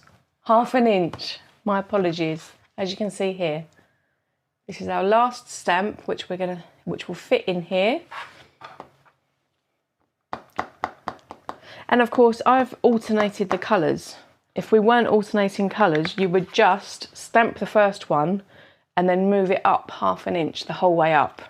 But because I wanted to make a point with the sentiment that pink and green go good together, we needed to use both pink and green. Okay, so please excuse me snivelling, I am very sorry. Okay, there we go. I'm gonna call this done. I'm gonna take it out. Now it isn't perfect, but neither am I, so hopefully everybody will forgive me. But where I didn't have my magnets holding it down, there is a slight bit of shadowing there. Now there are things that you can do to fix that if you're bothered. You can use a sand eraser once it's completely dry, but my gosh, do let it completely dry, otherwise it will smudge everything everywhere. A very strategically placed sequin or peel off also is a fabulous way to get away from the mistakes. Or you can just look at it and say, you know what, it's a handmade card, it wasn't made by a machine, and that makes it look authentic. So it's yeah, whatever you're comfortable with. So I'm going to take my nicely cleaned stamp away, pop this over here. Okay, so right, that's all been put away. So now we have, remember this is slightly damp, our card base. And then what we're going to do, I'm going to pop this here. Now you can, of course, if you wanted to, get the top part of pink and green goes good together in green here. but you would lose half of it off the bottom, and I prefer it without it. But it is each to their own. Now, I am going to show you something else that I do often. This, many people will use of course I haven't got it on any, oh here we go. I have on many of my ink pads taped on the bottom, just using some painter's tape, a foam, and then you have the little wooden handles. Of course I can't see where mine are currently, but it's not important because I'm not using it. But that is one way to ink up the edge, and it is lovely when you've got lots and lots of time. But I find when I'm in a class situation or I've got lots and lots of edging to do, I cheat. I'll hold my ink pad and I will hold my card or a piece of paper pattern side up, like front side up. Don't ever do it this way because you can't see what you're doing. And from here, I will drag, and it is just dragging it. I don't lay it flat, I hold it at an angle, and I would say this is the kind of angle. Liam can give me a number for that, I'm sure. I don't know what angle that is. I have got a... but like maybe 45 degrees, I guess. And I sort of just, I stroke it, 35, I'm being told, 35 degrees. Now, this, it just gives a bit of a colour edge. And in some spots, it will drag in a little bit further. Others, it won't. And you can go as much as you want. And of course, the more you want smudged on the page, the closer the ink pad goes round. But I just want there to be some green. I'm going to drag it the whole way around the card. This edge will be covered, but just in case.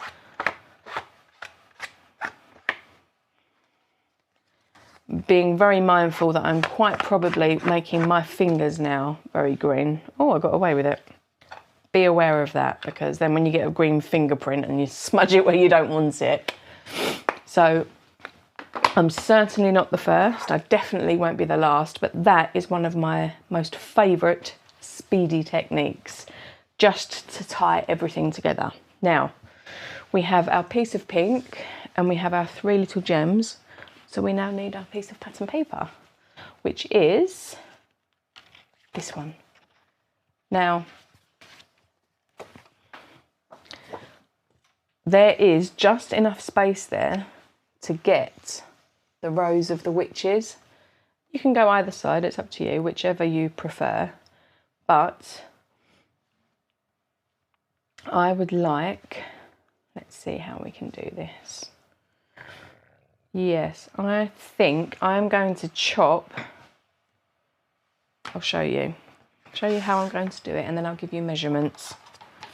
Let's let that dry.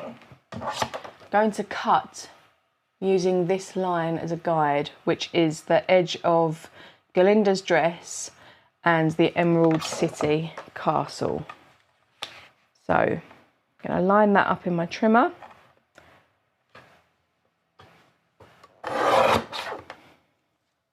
Now I have this piece of paper which still has Glinda and Elphaba, but don't need that. And what I'm going to do is now bring this over to my paper and line this edge over here. Let's have a look. How do we want to do this? Yeah, we want to have 2 Elphabas in. So let's just have the one, because we don't want to chop her off too much. So we'll pop that down at the bottom. Can you see that edge? I've lined up my pattern paper to the side of my card. I'm going to grab my pencil, and this is, I do a lot of my artwork like this, and then I mark on here a point. Doing this means I get to save more of my pattern paper. Now I know this is 4 1/4 tall. It's a 6 inch, so I need 1 3/4 to be chopped from the top. so that it makes it the right height. So I don't need this part. And I've done this pencil mark here that I am going to use as my buffer. And then what I'll do is I'll measure it. For those that don't want to go by eye, let's measure this for you. So I have cut a particular piece of patterned paper, making sure that I get as many of the pretty little witches in as possible. And it is 3 inches wide by 4 1/4 tall. So that now I can stick on here and that will look great. But what I'm going to do before I do that is I'm going to grab my spun sugar, and exactly as I did with the rest, with the green, I'm going to do with the pink on the pattern paper, just so that both of the ink colours that I've used will now feature using this ink dragging technique. Okay, easy as that. So, pop some glue or tape runner or whichever medium you enjoy most all across the back.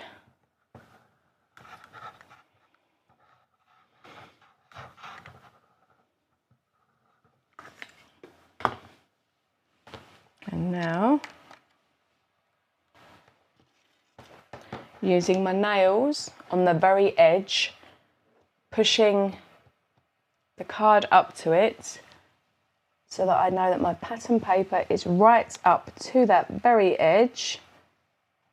This is one of the reasons I enjoy wet glue, because then you get to slide your paper around so that it's in the right spot. And now that's exactly where I want it, which is really handy. I'm going to take my lovely little pink strip of pearlescent, do the same again, pop a little bead of wet glue all down the middle.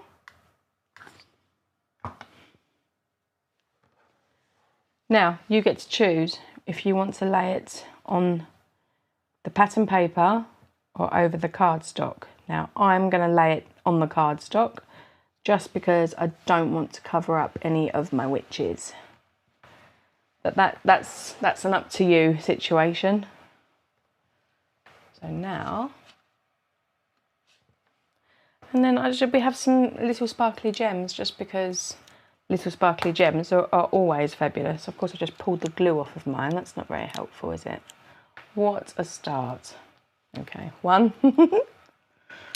And yeah, just position these wherever it is you think that they're going to look the prettiest. 1, 2, 3. And here we go, everyone. Now completed card 5. So, it's also gets to come stand behind. Now we're going to do card 6. Now card 6, my sample, I actually just during the break decided I'm going to change it slightly. But this is card 6. I am forever including Weird and Wonderful. So they're the items that you need, which are the peel-offs, the green peel-offs with gold. There's a little, what looks like a sandwich tie that's in gold foil, some gold glitter, the wide green mesh, and then the stitched rectangle. And this is the card that I made, but, and by all means, go ahead and do this, but I'm actually going to stamp the present piece, if you like, to make it look more like patterned paper. I do really like it like this. I think this is a really cute card. It's like a gift and a card, but I like the idea of being able to mix things up a little bit to give you options. So I always like to include Weird and Wonderfuls into the kits, and I think some people may struggle. So I thought, you know what, we'll put some Weird and Wonderful into this class so that everyone feels that they can have a go. Now, here's my folded card ready. So I have my card base that I've scored to make a side fold. I have my piece of mesh, the gold glitter strip, the stitched rectangle, and the little gold tie. So, firstly, I am going to double burnish the card base. Make sure that's got a really nice fold to it. Pop that to one side. And now I'm actually going to stamp it because one of my favourite stamps of all of this is Toto. He is adorable. Look at his eyebrows. Look at his eyebrows. So we're going to stick with the green and gold. So we're going to take little Toto. And I haven't actually got any scrap on my desk. So I'm going to use the back of this. My hands should, in theory, be really, really oily because they are so dry at the moment that I am hand creaming permanently. Oh, look at him. Oh, he's adorable.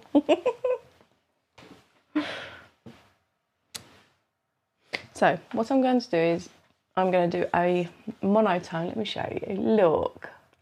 I'm going to do a monotone twisting stamp just to create a pattern using Toto in green. So So towards the middle, make an impression. Ink up, twist, leaving a gap between. It's up to you how much of a gap. The tighter the gap, the more difficult it is to create a repeating pattern. But work your way out. Don't do a line. Try to cluster. And the rule of 3 still applies. So now at this point, it makes sense for me to come down here to make sure that there's not a weird gap left. So ink it up. I'm going to twist my paper. I'm going to put his feet in and I'm going slightly off the page. Now it doesn't matter if I get ink on the back, so I'm not too concerned. But now, as you can see, that has worked. So I'm now going to fill this gap. And as long as you keep twisting your stamp or your paper, you'll be able to keep making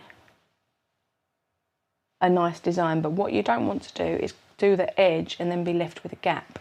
So continue to try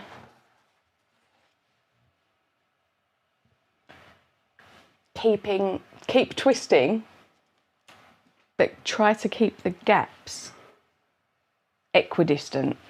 Easier said than done when you're using the same one stamp.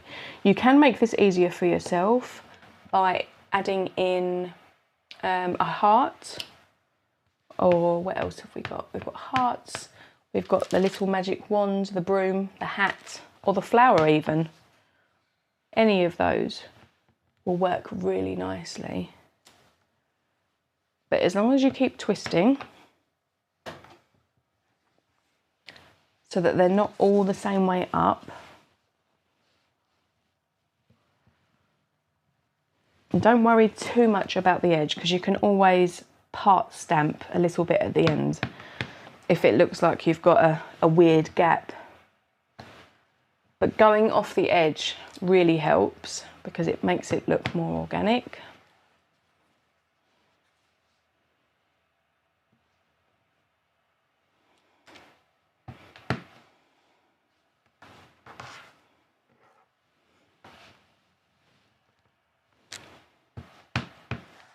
Nearly there.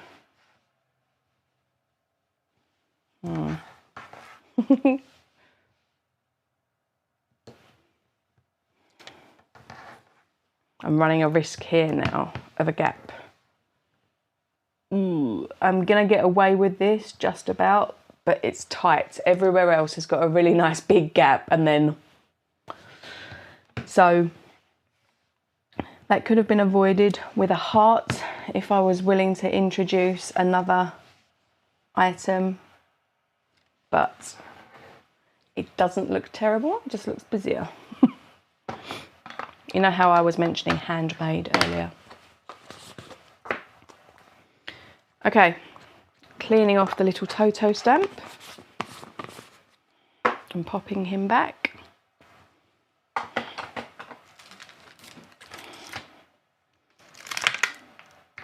Okay, I'm going to do it. I'm going to use the tiny little heart stamp. No, I've got another idea. See, this is what happens when I change things live. Okay, got this gold strip, and we're going to turn what was a very plain piece of white cardstock that's now been stamped with Toto. We're going to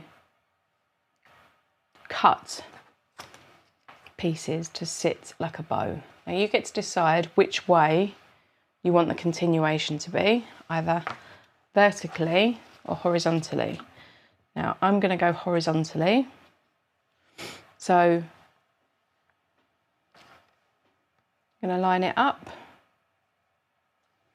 and then you'll stick it down. Let me just show you once again. It's difficult to see because of the bow, but if I encourage the bow up a little, and then we look on the close-up camera very quickly before it tears. So this bow I went horizontally with. It's going to be easier to show you as we make. So just try, if you just trust with me, we're going to put some glue all along the back, the same width as the card panel. Okay, so from here, get a really nice, good covering. Try not to get it all over your mat.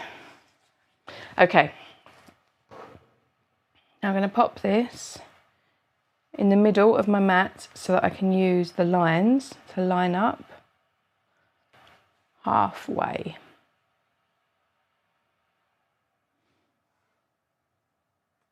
There we go. Pick it up from the back, lay the blade along that edge and snip. Now, we're going to put adhesive along all of this now. To be honest, it will take not very long. Now we're going to pop this in the middle.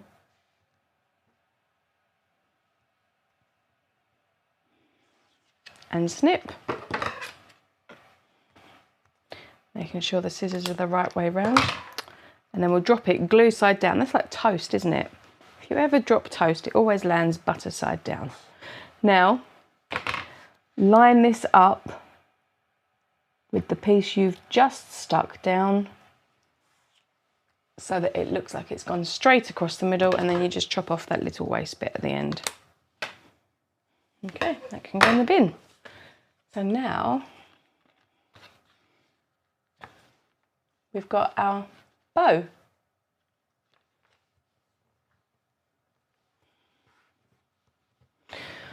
Okay, I'm going to use the peel-offs now.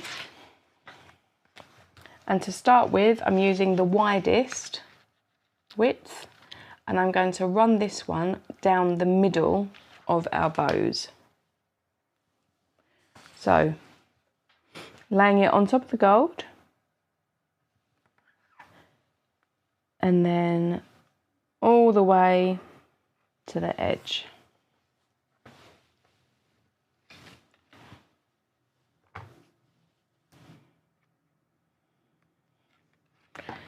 Now, with this piece, because of where those seams are, we're just going to go to there, as if that piece of ribbon is sat on top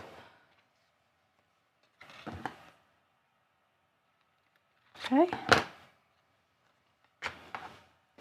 And then the same. Oh, look, that one's just not long enough. So let's get that one back up. Pop that one back on the sheet and we'll just take another one. I could, of course, lay this one down and get another to add on, but I can save that piece for another day. So up to that seam line, hold it down and then press. There we go. So now the widest width has done the middle. And then next I'm going to take the middle width, we stick that down. Now I'm going to take another one of the middle width and I'm going to run along all of the edges. Okay, so butt right up. And then this will highlight the way that the ribbon has wrapped around the piece. So we'll snip there. This isn't long enough for the sides, so I will just edge here. So again, up to that seam.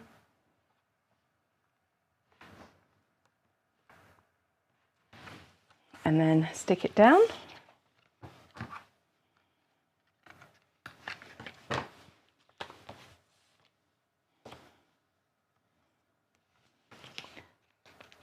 And then take another until we have them all of these side edges decorated with a nice little bit of green shine. Okay.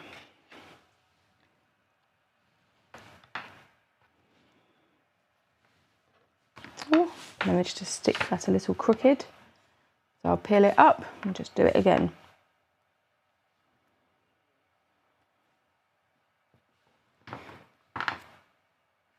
There we go.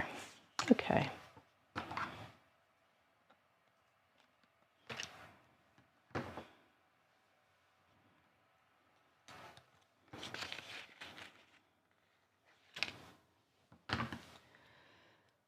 Okay, so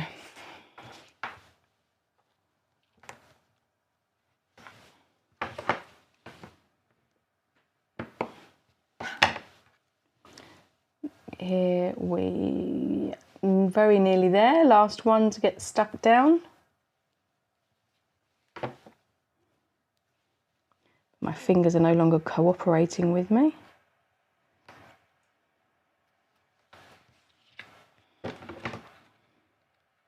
Right, so we now have our bow,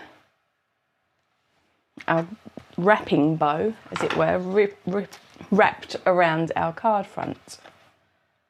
Okay, so this I'm going to 3D mount onto my card base.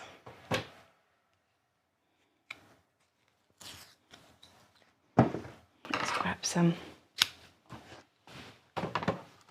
foam tape.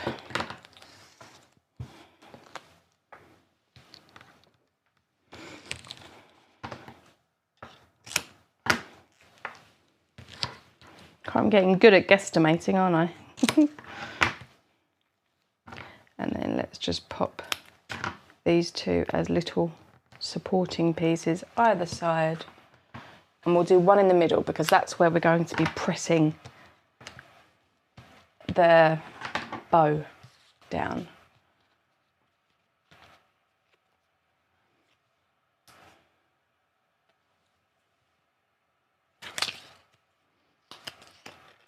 Okay.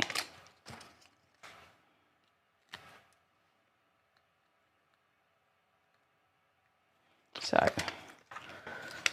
get rid of that. Top fold. And by eye, going to position that into the middle of our card. Now, this is the bow. This is a sandwich tie that's gold. So it just goes to show that there is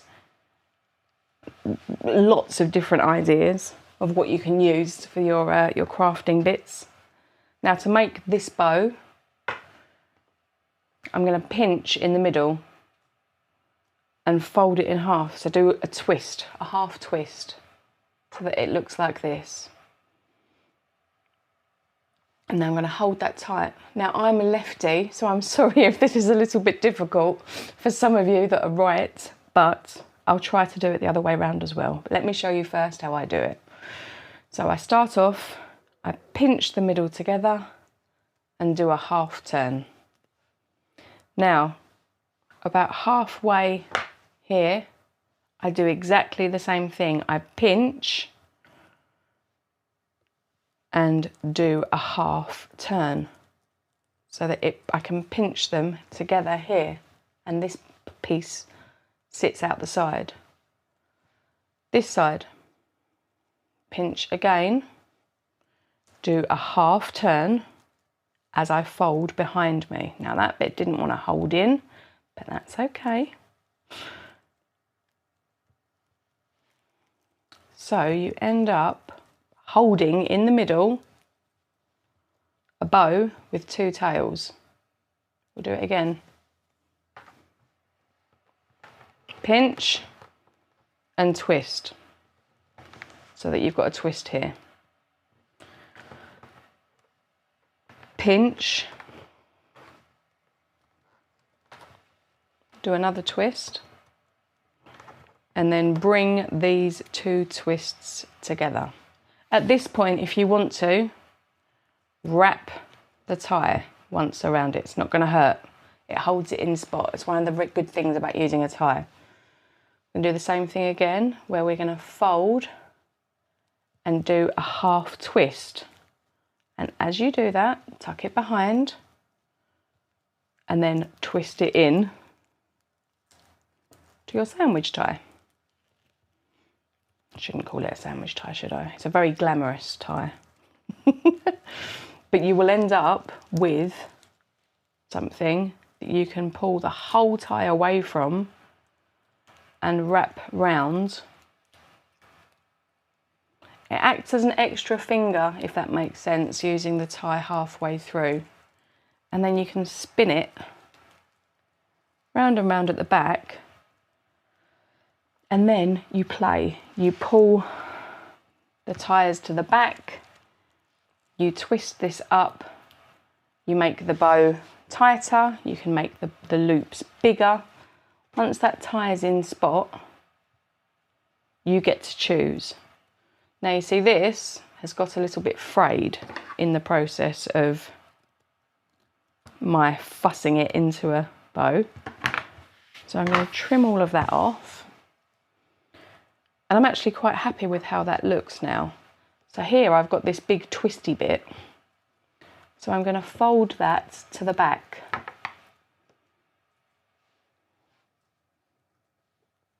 So you can do this with any kind of ribbon, any wide ribbon, pinch it.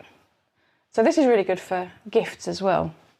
But the secret tip that I'm going to give you, the bit that's most important, glue dots. When I'm attaching anything big or bulky, I find glue dots are amazing. So, and I use loads of them. There is silicone glue, like a 3D glue that you can use, which is great. But these hold so well when it comes to ribbon on paper. I'm not sure if that's how they were designed and if I'm just late to the party, but if ever I'm attaching a material onto paper, I'm using glue dots. So I'm going to put 3 of these all along that back piece there. And this I'm going to attach in the middle on the front of my card and give it a really good press. And now I have a Toto gift card. or if you prefer, a non-stamped straightforward one. So I hope that has made you want to get your ribbons out of your stash and start making. But my lovelies, we are now going to share with you our next guest designer suppliers. So these are going to be cards 7 and 8. And it's Shanna that's going to be taking you through these next 2 cards. So we're very excited about this. Any moment now. He's grinning. He's pulling faces. We're going to show, we'll show you what you need to make the cards, and then there they are. So for Shanna's card number 1, which is card 7, you're going to need another one of those hot air balloon ephemera pieces and the Emerald City, plus the vellum die cut of the postage stamps and twinkle peel-offs, and the second card, a Dorothy, a Tin Man, and the blooms with the big red bloom and the pink die cut panel. So those are the bits necessary. We'll leave this up along with the timer. We're going to give you a 15-minute break again.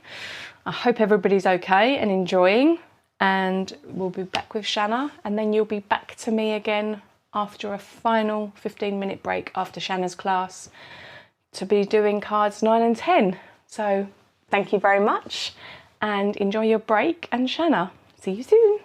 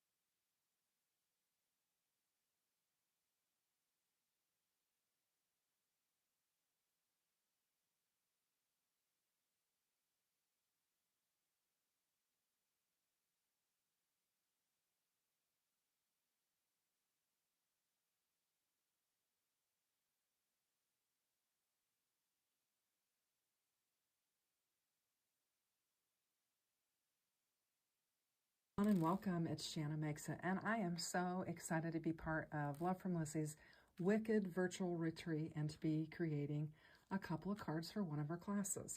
So we are going to be working with the Wicked Witches 6x6 Premium Collection.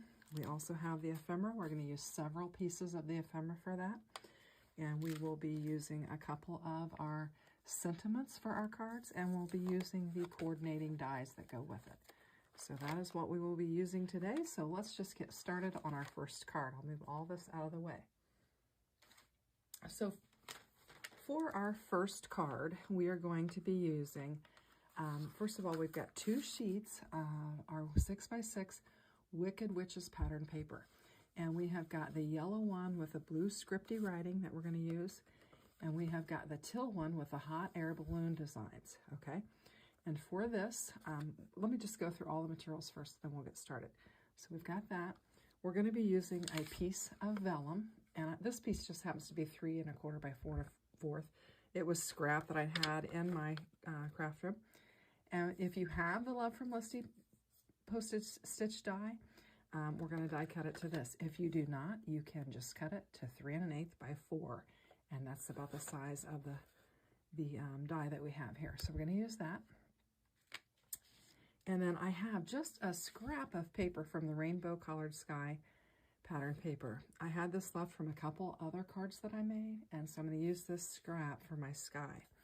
In addition to that, we're going to be using the Wicked ephemera, and I've got the large castle, and I've got the large hot air balloon, and we will be using those on our card along with this mini twinkle pillow. We're going to use it to adorn. So those are the items we're going to be using, and so I thought we would just get started. Now for this, we are going to take our first sheet, and we're going to bring our cutting our cutter in, and we're just going to cut this particular sheet down to 4 1/4 by 5 1/2. So we're just going to do a 2 size cut on this. We'll go 4 1/4, and then we'll go 5 1/2. And we'll just lay our scraps aside for now. And we have that. And then for our hot air balloon, we're going to cut this to 4. Actually, we're going to go 3 3/4 by 5 on this. 3 3/4 by 5. And we'll just cut it down. And so you can see we've kind of got a layering started here. I went down to 3 3/4 by 5 so we could see some of that scripty writing around it. So you're also going to need a card base. So I've got my card bases pre-made, and they're ready to go. So you're going to need an A2 size card base, which is 4 1/4 by 5 1/2. We're going to need that. I'm just getting all of my elements ready, and then we will begin assembling them as we go. So next we are going to take our vellum, and if you don't have the die, which is what I'm planning to use on mine, you can just cut this piece down to 3 1/8 by 4. So you can just use your cutter and cut it down to that. I'm going to go ahead and die cut it out because I do have this. In fact, I think I'll even trim my vellum down because I'm going to use my small die cutting. So we'll just trim that down a little bit. We're going to get this out of the way. And then I'm just going to bring in my cutting plates, and we'll get it laid down on here. Now this is just the small cutting, the scout, and we're going to use it. I actually can cut it down a little bit more.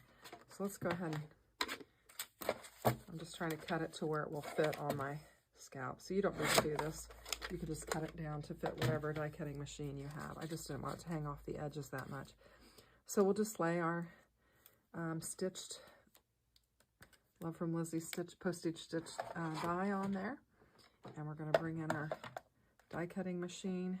I'm going to move it a little bit more toward the center to make sure I get a good cut all the way around, and I'm just going to run it through my die cutting machine. And then we will have a nice postage stitch piece of vellum to add to our scene.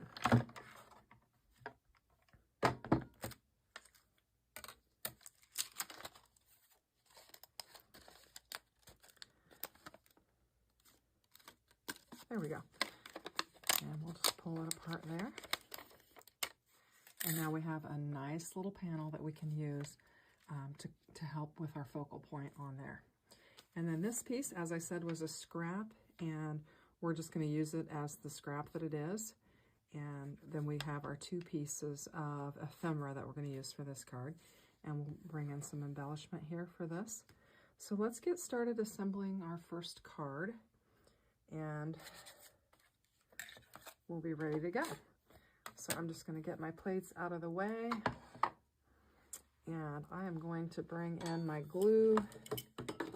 And for this, you're going to need your glue, and I'm also going to use, because I'm working with vellum, I'll probably use a tape runner as well. So you're going to need those items as well. So we'll get those laid out here, and we're just going to start assembling our card.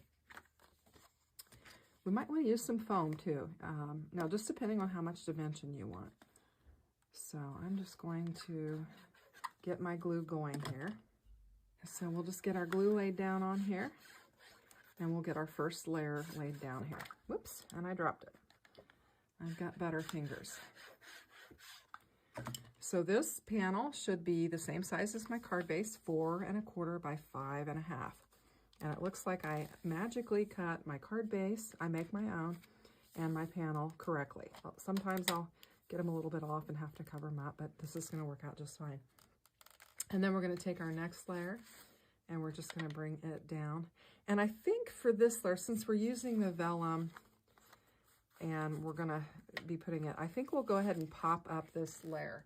So if you have some foam tape, go ahead and grab your foam tape. And I'm going to grab a bigger piece here that I have, and just add your foam tape to this layer. So that's what we're going to do. Cut this off. I'm going to remove this tip here. It's hanging over the edge a little bit. Should have straightened that out before there we go. Get that out of our way. And I think we'll just run 3 strips down there, and it'll make it nice and flat. And we won't have to worry about any sagging or anything like that. So we'll go with 3 and get it laid down on there. So I hope you're enjoying the retreat and you're having fun. I'm not sure what order my video run in, but hopefully at this point you've already had some fun and made some cards. And hopefully my cards will be a little bit different and give you some ideas. So I'm just going to take my foam panel, and we're just going to center it on there and have a nice little frame around there. And we've added some dimension by just putting that foam on there. Now, if you don't have foam, you can certainly just glue it flat or whatever. You can also use, foam squares or whatever you have to get it laid down on there. And then for this one, since I have the vellum, what I'm going to do is I'm going to lay my panel down. And what I had in mind for this is that this would be like my sky scene. And I could just put my house on here, and we'd have the sky in the background. If you have more, you might want to make it a longer panel. I'm using a scrap, and so I'm just going to have my house kind of down here and my sky up there. But you can do it however you want to do it. But I think this is going to make for a pretty scene. So what I'm going to do is just bring in my tape runner and get this panel laid down on my vellum. And then we will get our vellum laid down on there, and we will have a nice little scene. So I'm just trying to line this up kind of with a little bit of an edge there, because I know that, I'm not quite long enough, and we're going to kind of come down here and put that, and then we'll have that. So I think it'll be really pretty. So I think I do like dimension. I don't know if you do or not, but I think I'm going to go ahead and add some foam squares on this and add some dimension to my house as well. And it'll just make our card even more interesting. So we'll get these laid down on here. And then I'm just going to pull off the release papers and get it laid down on here. And there we go. And then we'll get our little castle laid down on here. And I'm going to kind of offset it to the left a little bit because I'm envisioning that my hot air balloon is going to hang over here. Now, before we get to get it laid down, this is where I thought I would use these, the twinkles. I thought it would be fun to use these mini twinkles. If you look at the pattern paper, it looks like twinkles that are on there. And so I thought it'd be fun to just add some twinkles, and it will add some sparkle and shine to our card. And we're probably going to use the littlest ones. So I'm going to get my tool, and I'm also going to grab my tweezers just in case I need them. But I think I can use my pokey in here. And I just want to grab a hold of some of these little twinkles. And I'm going to position them. I'm going to try to position them over the stars or the twinkles that are on there. And you'll see it's just going to add a little bit of dimension and a lot more shine to it. So we're going to take a minute and lay several of these down. And I think it'll really add to our card.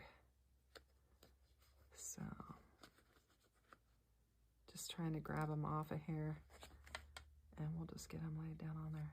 And I really like the shine that that adds to it. I think it makes for a fun look.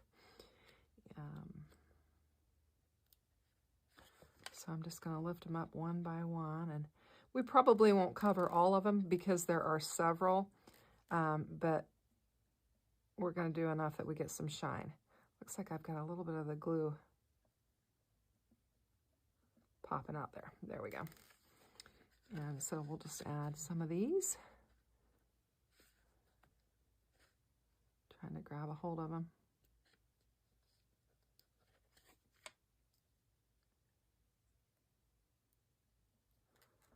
And we'll just take our time and just kind of add several of them because this is going to be the embellishment for our card.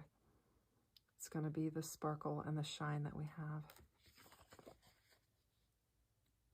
When I saw this, when I was looking at this little scrap and I wanted to use it, I thought, oh, those stars look just like our twinkles. So I knew that I wanted to find some that would be the right color to work on there. Let's see, we've got 2, 4, 6. Let's grab another one.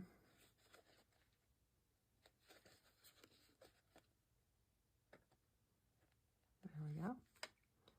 We're going to add this one here.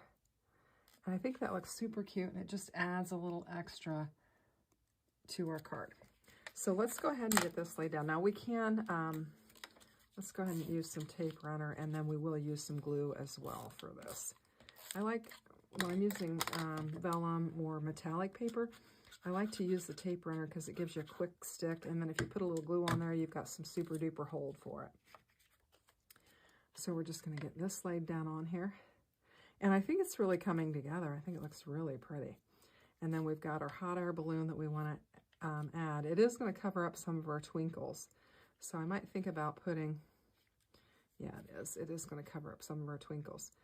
So I'm going to think about maybe putting a couple more over here. So let's go ahead and get this laid down. And again, I'm going to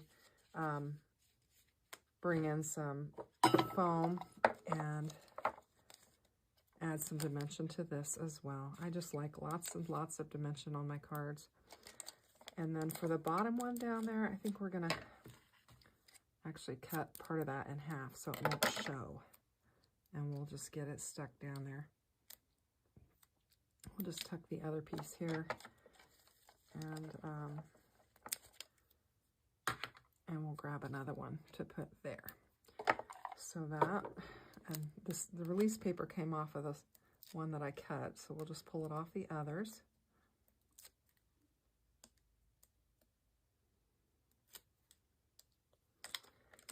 And we are going to get this laid down on here. I think it's super cute. Okay, so we've got that on there. Now, because we covered up our twinkles, let's go ahead and add some more. I should have probably thought of that in advance, but I think it's super fun. We've kind of got our hot air balloon in the background. Let's go ahead and put this one over here. I'm going to add just a few more. So that gives us 5. Put one here, 6. And I'm going to try and tuck one let's tuck one over here so we've got some shine on that side of it. And I'm going to add some more.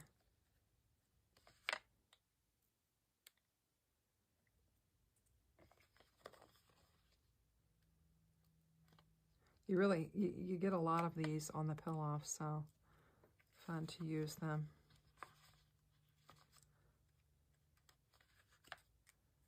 Okay, and I think that'll do it. So I think it looks fun, and we've got our cards. So next we need to bring in our sentiment for this. And for that, we're just gonna bring in a piece of white cardstock. Any scrap or anything that you have will work. Now, if you don't have a stamp positioner, you can just use a block. I'm gonna use a stamp positioner because I'm kind of a messy crafter, and it's helpful for me to use the stamp positioner. But you can just use just an acrylic block or whatever you have for it. So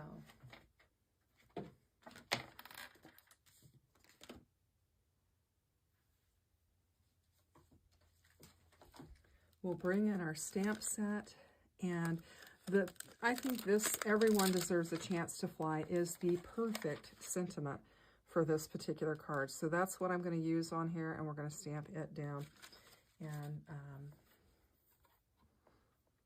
get it ready to go. So my paper's not sticking, but we'll just get it tucked back in there. We'll use a magnet here. Get that laid down on there. And then for this, I am just going to bring in my VersaFine Clear Nocturne ink and use it. And we'll give it a stamp. I'm just going to give it a good inking, and then we'll just lightly press it because I don't want to squish it. So I'm just going to go real light on it, and if we have to do it a couple times, that's fine. I don't want to squish my sentiment. So, and my ink pad may not be real inky. There, I think we got it better. I don't think I've used this stamp yet either, so I'm going to go again. We're going to go until we get it how we want it.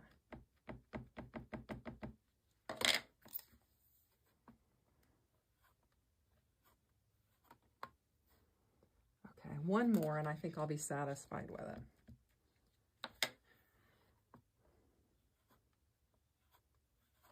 Okay, I think that looks super. Everyone Deserves a Chance to Fly. Now, I am going to go ahead and take a moment, and I'm going to heat emboss it.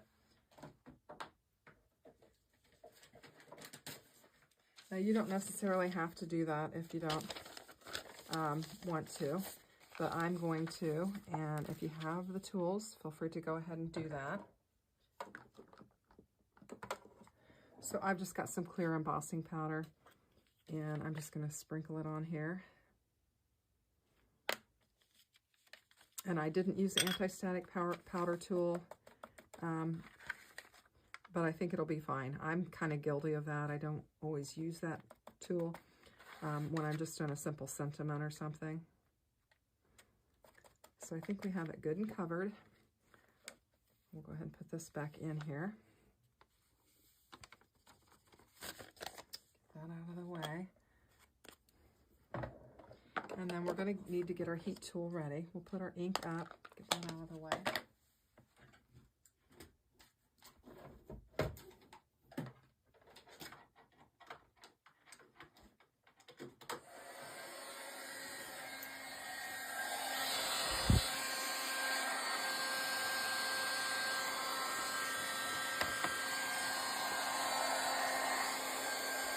We're just going to get this heat embossed.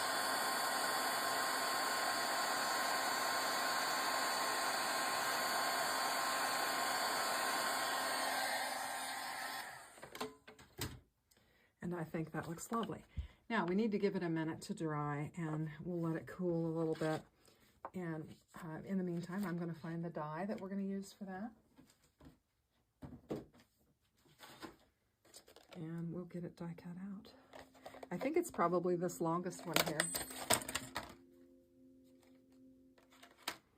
Yeah. I have dies flying everywhere. So I'm not sure.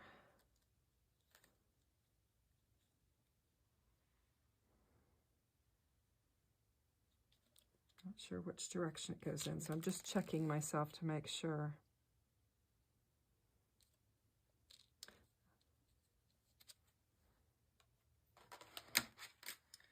Let's see. I think maybe I had the wrong one. I did. So this is the one that works with it. I had the wrong one. So now I'm just going to bring in some of my tape. And we'll just line this up very carefully. Try to get a good cut.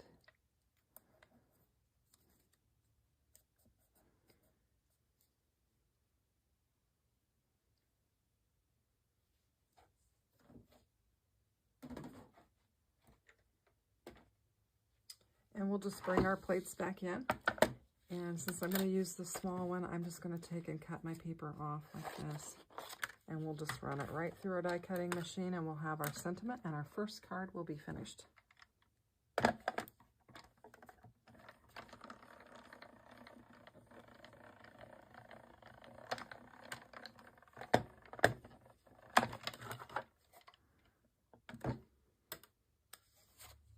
We'll just pop that out of there.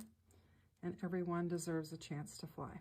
I probably could have evened that up a little bit better, but I think it'll be just fine. We'll go with that. And then for this, I'm just going to bring in some of my skinny foam tape, and we will just pop it up. And again, if you don't have the foam, just glue it down. It'll be fine.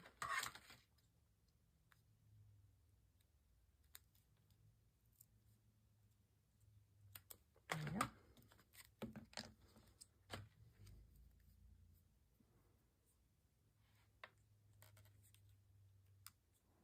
I think I'm going to pull some of that foam off because I want to overhang it over my balloon. I got a little overzealous on my foam. So we'll cut that back. We're going to put a little bit of glue on this side of it so we can overhang our hot air balloon. And we'll pull this off. And I'm going to go a little bit high because I don't want to cover up all of my little sparkles there. My twinkles. I don't want to cover up my twinkles. And then we'll get that laid down on there. And I think it's super cute. So everyone deserves a chance to fly. Yeah, I think it's a little crooked. Let's straighten it up.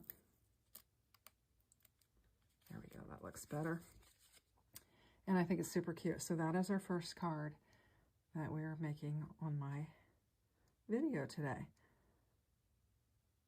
So we're going to get all of our materials and we're going to get started on our second card. Okay, for our second card, I've got all my materials here. We've got our card base that's already made. We have our 2 pieces of pattern paper. We've got our colored cardstock. We have our Background Builder 1 rectangle die that's been well loved and well used.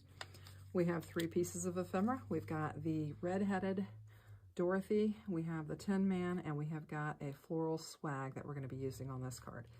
So, and I've also got the straight teal mirror pill-off strips here that we're going to use for it. We're going to adorn our card a little bit. So let's just get started. And for this, we're going to start with our background panel, and we're going to use this blue floral cluster background is what we're going to use. And this one we're going to cut to our A2 size card base, which we're going to cut to 4 1/4 by 5 1/2. And it's going to be our background layer. And then we'll cut it to 5 1/2.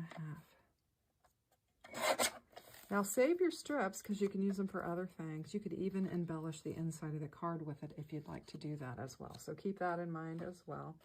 And of course you saw that I did save that tiny little strip there from another project and used it. So you definitely want to keep your scraps. Okay, so we've got that. And while we have our cutter out, let's go ahead and cut our next piece. And this is our pink hot air balloon. And this one we are going to cut down to, we're going to do 3 3/4 by 5 is what we're going to do.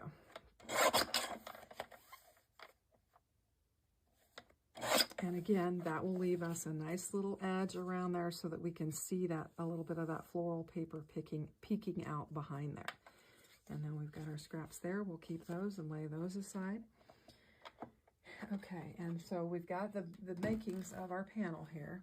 And then next what we're going to do is we're going to use our background builder die. And we are going to go ahead and die cut out this piece. Can I go this direction? I actually can. So if I go this direction, I'll have more left. If you don't have the background builder die, you're going to want to cut this cardstock to 3.5 by 4. And that's basically the size of the background builder die. Is what we're going to do. So we'll lay it on here and we're going to die cut it out. Now this is a little bit wider than my scout, so I'm just going to bring in plates from my other cutting machine and we will cut it out. So I've got an electronic cutting machine here. I'm just going to line this up on here and we're going to cut it out. Now what this does, I mean, if you don't have the die, you just cut it. But what this will do is put a nice stitched edge on there for us. And it will just add to our card. So we are going to, we've got our panel here. And we are going to save this because this is where we're going to bring our sentiment back into our card. So we're going to save this and we'll use it for that. So I'm going to lay it there so I don't lose it. I'll get my die out of the way. Now I was thinking with the pill-offs that we could put a little bit of till on here and kind of make a design with this is what I was thinking we would do. We do have our stitched lines and we'll kind of go across them, but I think it'll be okay. So I'm going to line this up on my glass mat, and you can use a ruler or whatever you have. I'm going to bring in my magnet because that way I don't slide it around. And we're just going to hold it down like that. And I'm going to do that because I'm going to use one of my lines just to help me to line up my strips to where they're nice and neat. And I'm going to grab one of the larger sizes here. And I'm just going to take it and I'm going to line it up with one of my lines on there. Just like that. And that'll just help me keep it somewhat straight. Whoops, and then I moved it. There we go. We'll get it lined back up where I had it. So I think I can use this strip twice. So I'm going to go ahead and cut it off. And then we're going to, I'm going to get it lined up again. We'll have to cut that side off there. And then I'm just going to bring it in and I'm going to line it up with another line on my cutting mat. And that will just help us to have kind of a nice line on there. And it's just going to add a little sparkly element to our card and just some additional interest.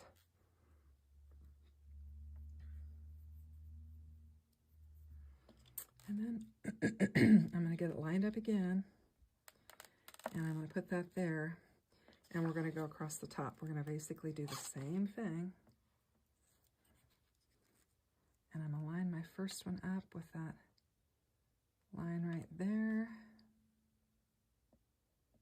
Just like that. There we go. Lift it up. Snip that off. Okay, make sure I'm still lined up nice and neat.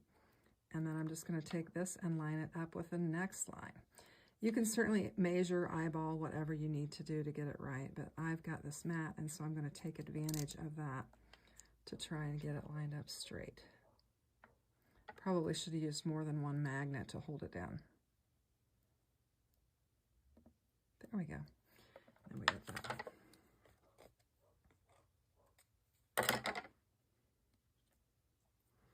And you can see that just adds, you know, some sparkle and shine to our card and kind of helps to decorate that plain panel.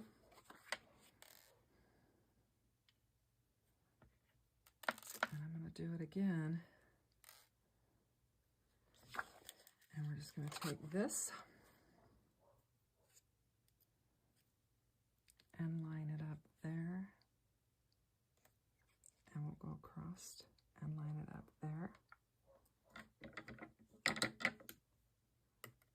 Try and get together so I can lift it up. Excuse my arms. Sorry about that. There we go. And then I'm going to get this one lined up here. And we'll line this up. Oh, it's just long enough. Just barely long enough. Let me get my tweezers. I need to lift that up. It's going a little bit downhill. Make sure I'm lined up. There we go. And now we've just got a decorative element for our card. So I think we have all of our elements here, and we're ready to start assembling our card. So let's go ahead and get everything down.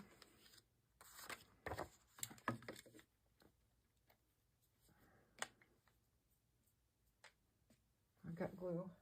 All right, we'll go ahead and get our glue laid down on our panel.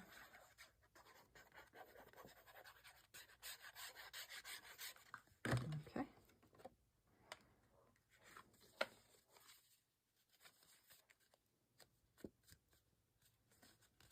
Get it lined up. Hey, I did okay with that card base as well. So we've got it laid down there, and it's really, really pretty. And then we're going to layer this up. For this one, this is where we're going to bring out our foam tape.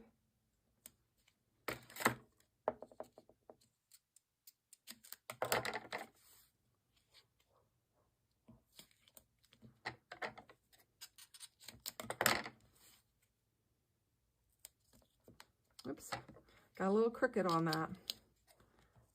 We can remedy that. We'll just add a little bit of foam down here. Turn that off.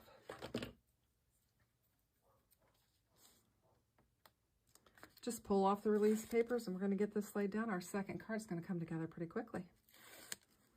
And it's going to be another fun card. So do you guys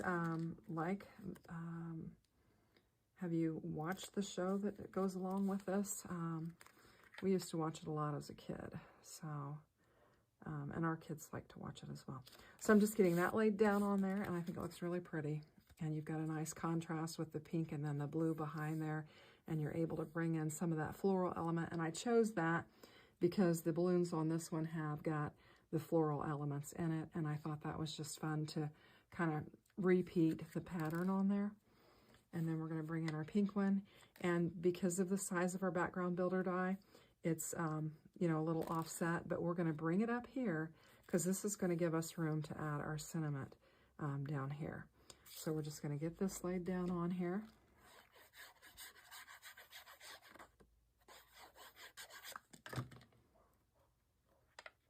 And I'm going to kind of line my panel up so that the edge, the frame that I have on the sides is similar on that top up there. And we'll just do that. And we've got that. Now we've got our elements here, and I thought it'd be so cute to have Dorothy and the Tin Man, you know, kind of traveling down the path, and then we'll add our element to it. So I thought that'd be super fun. So let's go ahead and get them down, and we are going to pop them up. And I think I can probably use some of my thin strips on here and get this laid down.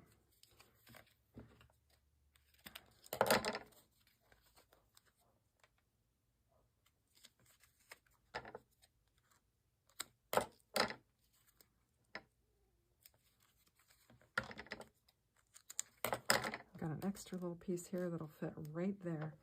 And then I'm going to take a strip and I'm going to run right down the middle of it and add this to her legs just so they'll have some support and I won't have to worry about them getting smushed. And we'll do it just like that. Let's go ahead and get the Tin Man while we're here.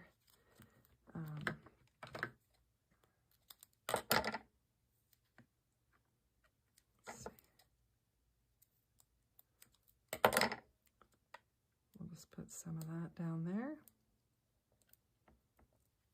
We'll add some to his hands.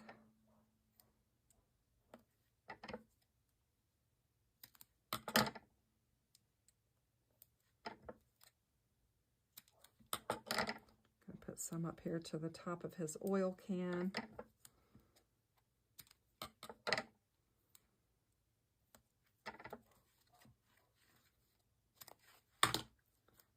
couple of pieces on his body there. Okay, so there's that, and we're going to do, let's see, for this one, we'll just take one of our foam squares and lay it down there. That way it'll give us room to position it. So we're going to go ahead and get Dorothy positioned where we want her.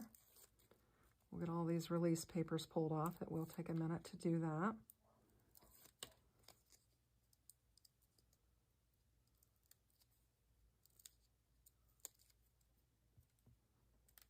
Get her positioned on there. I'm going to kind of put her over here to the side like that. I think that looks cute.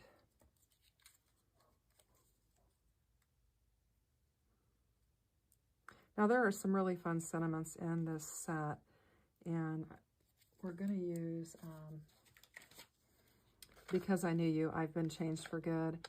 I think that sounds fun because the little story, the Tin Man wanted a heart, and he was the character that had the most, I guess, the biggest heart of all, even though he didn't realize that he did. So I thought that would be a good sentiment to use for that. And we're just going to position him. I'm going to kind of do him a little bit sideways because I'm trying to leave a little bit of room up here for my floral elements without kind of getting in his way. We'll kind of tuck them underneath there like that. And I think that looks really pretty. So we used our pill-offs for that, and we've got our little ephemera laid down on there. And now we just need to do our sentiment. So I did lay this aside so that I would have it. And I'm going to bring my Misty back in. And we'll go ahead and stamp our sentiment. Get that out of the way. And we're going to use the Because I Knew You, I've Been Changed for Good. I'll lay that down there. Pick it up. We're going to use our same ink. We're going to use our VersaFine Clair ink. And get it inked up good. And I think I do need a new ink pad. So we'll get that inked up. Give it a press. Yeah, that looks good. We're going to give it another one or two. Get it where we want it.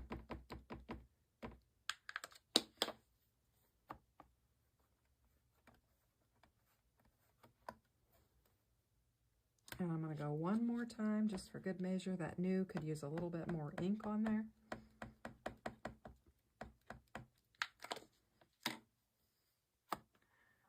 Give it a press.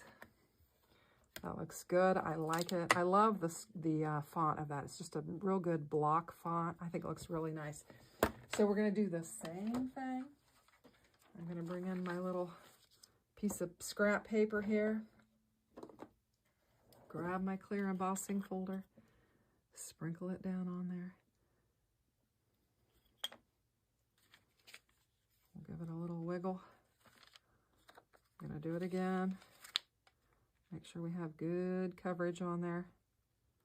I like to just kind of shake it around there a good amount.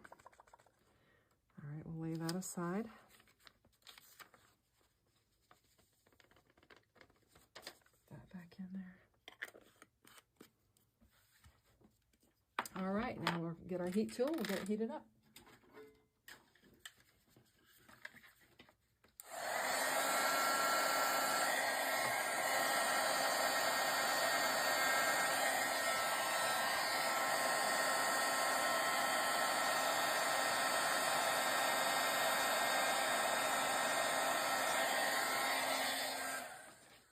And I think that looks great. Now, I think I can find the die for it because it is a little bit different. It is that one. But I want this to dry a little bit. My magnets are grabbing that. I want this to cool just a minute so I don't smush it or smear it or anything. And while we're waiting, I couldn't help but think that I would like to have some of these twinkles on here just for a little bit of extra. So I'm going to grab some of these and just add some twinkles to it so that we have a little bit of sparkle on this as well. And then instead of using any kind of a like a gem or anything like that, we'll just use these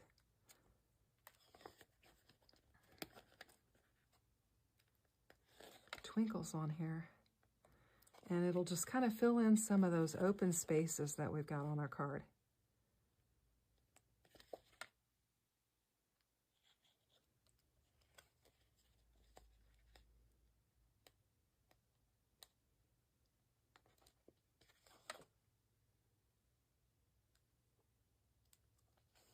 Oops. Kind of wanted it to be more straight, so we'll get that laid down on there.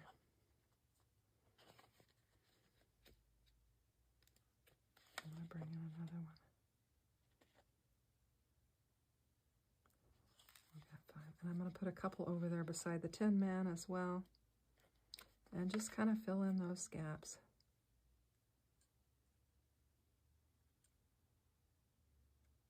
Straighten it up a little bit.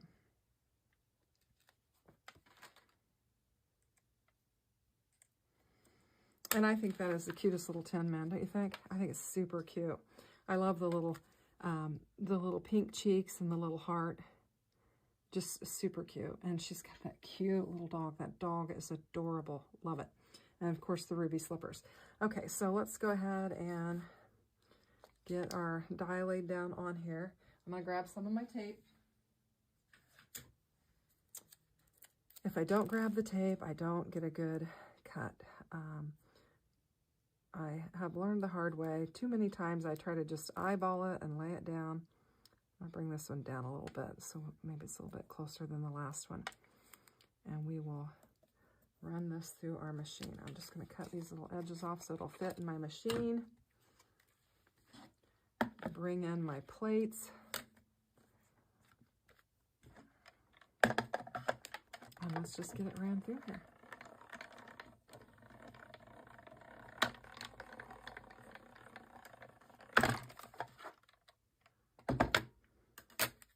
Much better. Oh, look at that. Isn't that wonderful? Love it. Okay. So get my die put up and my plates, and we'll get this laid down on here.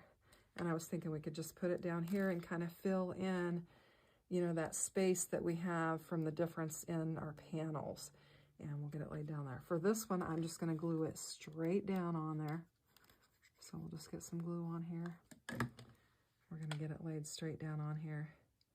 Trying to kind of keep the same margin that I have on my card. And I think it's super cute. So we've got our 2 cards. We've got, you know, we finished this one up. And then we've got Everyone Deserves a Chance to Fly.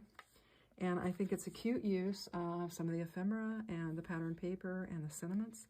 And I hope that it did provide you some sort of inspiration and that you enjoyed watching it. And here's a close-up of our cards, and I hope you have fun watching the rest of the retreat.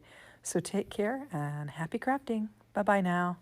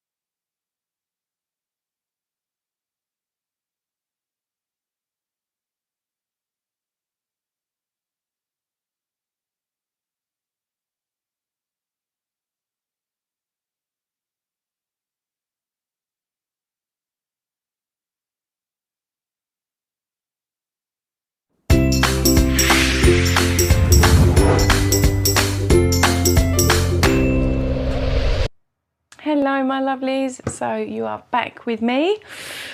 Now into cards 9 and 10 of the day. Sorry, it's been a long one, hasn't it? If you're still here live, well done, you're trooping on because it is a lot, and I know you guys are only getting the 15-minute breaks, but I hope you enjoyed making Shanna's cards. Next up, I'm hoping that you've seen this more than once, but you have got the hot air balloon with the wide gold piece and the wavy die, and then there is the white card blank with Dorothy and the straight die. So we're going to do some talking about die cutting intricate dies that don't like being die cut, and I'm going to give you all of the things that I've learned over the years, but we are going to get started. That first card that you just saw the pieces for, we're going to make this. So we did add extra hot air balloons in because obviously it was very popular with the other designers as well. But I don't know if you've noticed, but mine's got a little bit of shine to it. So there's a couple of little techniques in this one. But card base, piece of pearlescent gold, and our hot air balloon. So let's get started. I'm going to re-burnish, oh dear, that one's not particularly straight. I'm going to re-burnish my card base, and I'm actually going to try and make it straight on this attempt. But how are we all? Are we all enjoying ourselves? I haven't actually, I'm not sure if I've made any of the cards that I sneak peeked or not. Have all the cards been a surprise so far? Okay, we're going to have our balloon here. We're going to have our die cut wobbly die there. So let's get that. It's going to go like this so that the balloon gets to sit like this. And it means that we need some of that lovely green patterned paper with the hot air balloons. Another very popular. Now it may well be that from some of the previous cards you've actually got a piece of leftover which will work well for this, but if not, you should have plenty of fresh. So what we're going to do is, firstly, we're going to talk about the die cutting. So the die that we've got will fit onto your strip. Push this edge of the die up and this edge of the die up. So you want to have the loops, the rounded parts, as close to this edge as you can. And then we want to use some low tack tape, painter's tape, washi tape, whatever it is that you've got available. Stick it down so that it's not going to go anywhere. When applying tape, I always try to put it on the piece that I don't need. So this is going to be the waist, this edge, all the loops here. That's going to be the bit that goes in the bin at the end. Excuse me. So we've got it as far across as we can, just because we want to have a little bit of real estate on that side. Okay? Now, die cutting. My Cuttlebug, I am confident, would not manage this. So I'm going to put this onto my cutting mat. Now, a couple of things to note. There is a shim here. This is a metal shim, but a shim essentially is something that just makes your cutting sandwich thicker. So if you've got a really detailed, intricate die, make sure you've got as much as possible as part of the sandwich that gets pushed through to crush together. Even if it means getting a blank piece of cardstock and laying that on top as well, just to crush that die further into the paper to cut it. Don't suggest using a card base, but a piece of cardstock can be a shim, a piece of quite literally something that you've fished out of the bin, release paper from your foam tape. Just anything that will make the sandwich thicker, but make sure that you hide it in between the plates, because otherwise it might get caught in your machine.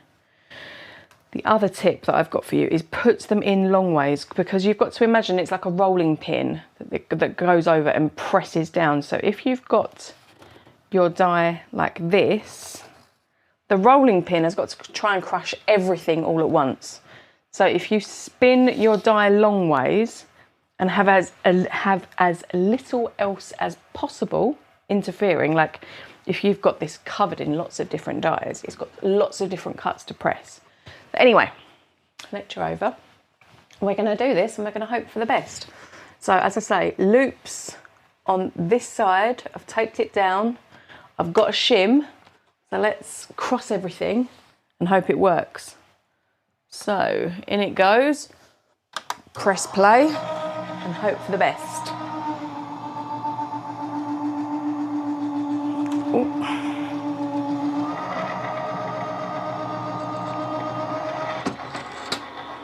Okay, so moment of truth.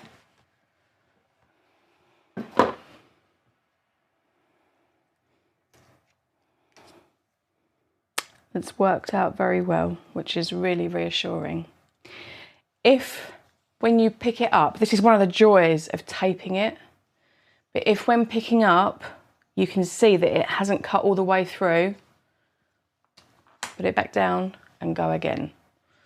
Put that additional piece of cardstock on top, go again. Taping isn't only for the benefit of them not shifting when they're inside the machine, it's also so that if you do need to give it a double cut, you've got the opportunity. And if you're not sure if you need to double cut, leave the tape in situ and start tearing away and seeing if it's worked. And as it happens on this pass, the die cut gods have been smiling on me. But you can roll that through as many times as is necessary until you get that cut. And sometimes flipping the plates as well, which is such a weird thing. I cannot understand why, but if you put your die cut back in like this, back like that, so it's exactly the same sandwich, and do this, and then feed it through, sometimes that's what makes it cut. So I don't understand why that works, and if there is someone in the audience that knows, someone that's got that physics knowledge, I would be very interested to hear why, but anyhow. I have been fortunate enough, I'm not going to rush through lots of tips and techniques right now because there may be some of you out there that are having to try some of these additional shims or flipping the plates over. So I'm going to give you the opportunity to get your waves die cut, but look at that. Such a pretty die, and it is worth the hassle and the aggravation of it. But I'm going to pop out these little waste bits so that my die is ready to be used again next time. These little tiny, they're almost like mini seashell shapes. These are lovely for shaker cards, especially as they're gold pearlescent cardstock. So you can keep that in mind if you want to hang on to them. If that is the case, sometimes what also is nice is before you do the die cutting, you run an ink pad over the back of the paper so it's not white at the back. Anyway, that die is now ready to go again.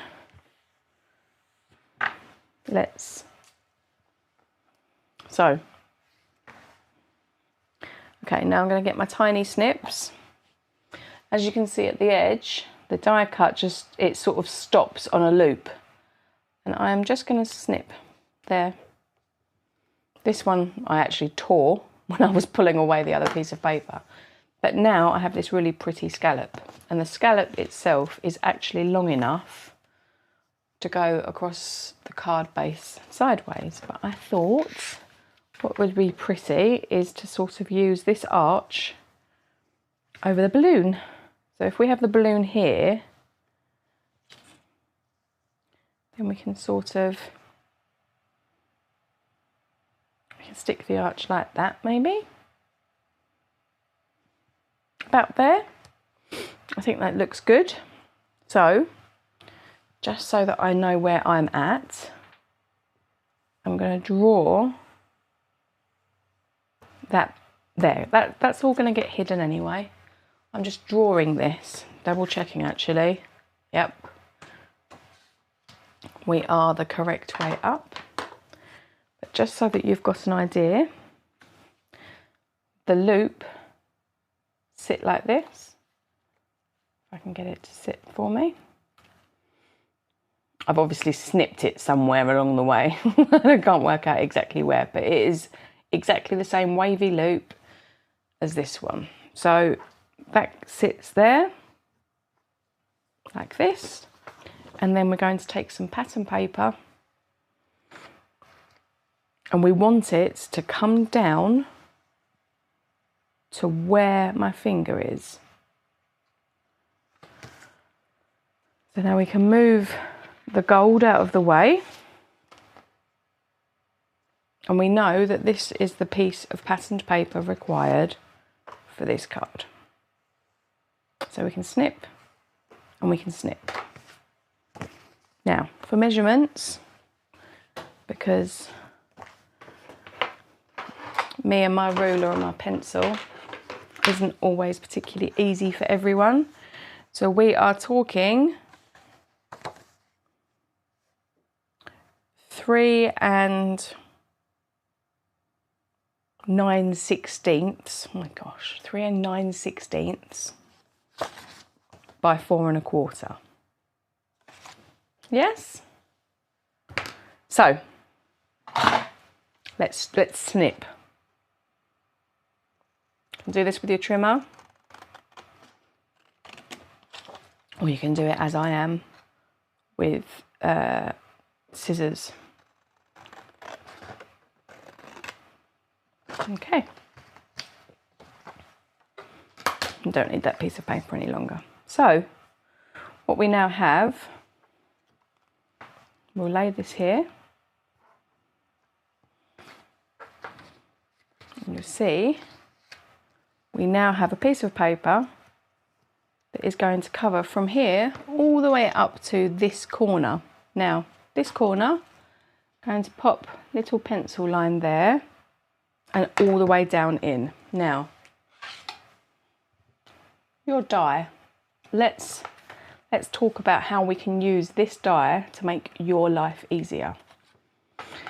If you put this edge of the die where that pencil mark is, and then you marry it up to this bottom corner that we've just snipped,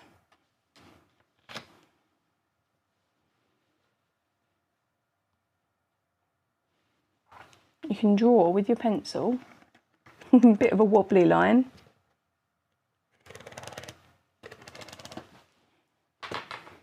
And now you get to cut that piece away.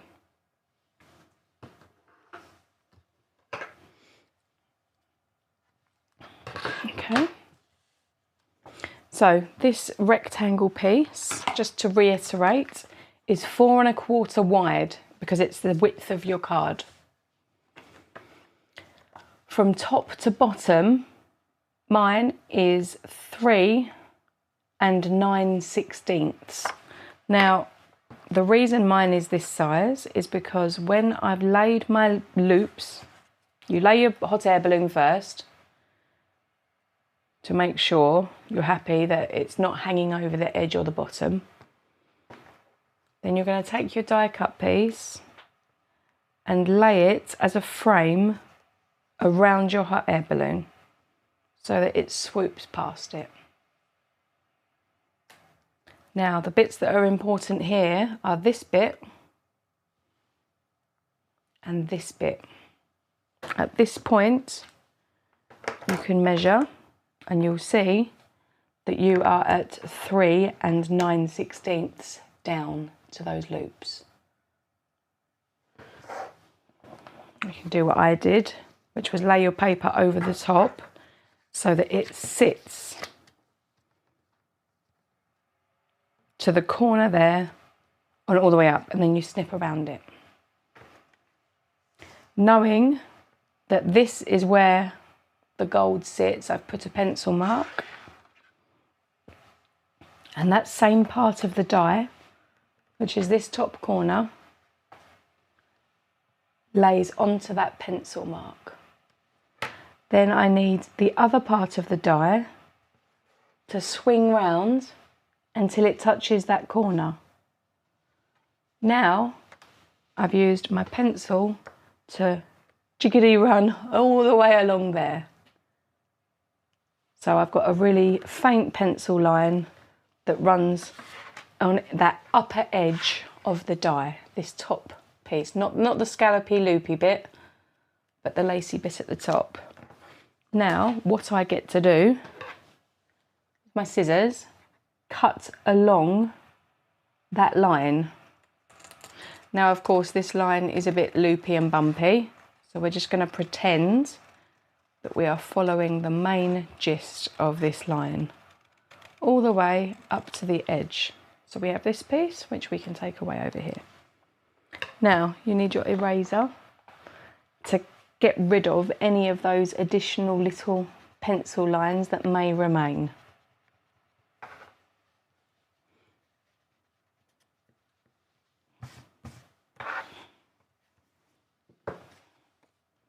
So you're left with a piece of patterned paper like this, which has got this lovely arc on it. Now, when you line this up on here, you have got a perfect match to that lace design without any of that top part showing. You know, it makes it look almost as though you've stitched the lace on yourself to the back of that pattern paper, which is a really lovely finish, isn't it? So I am going to attach some glue along this edge here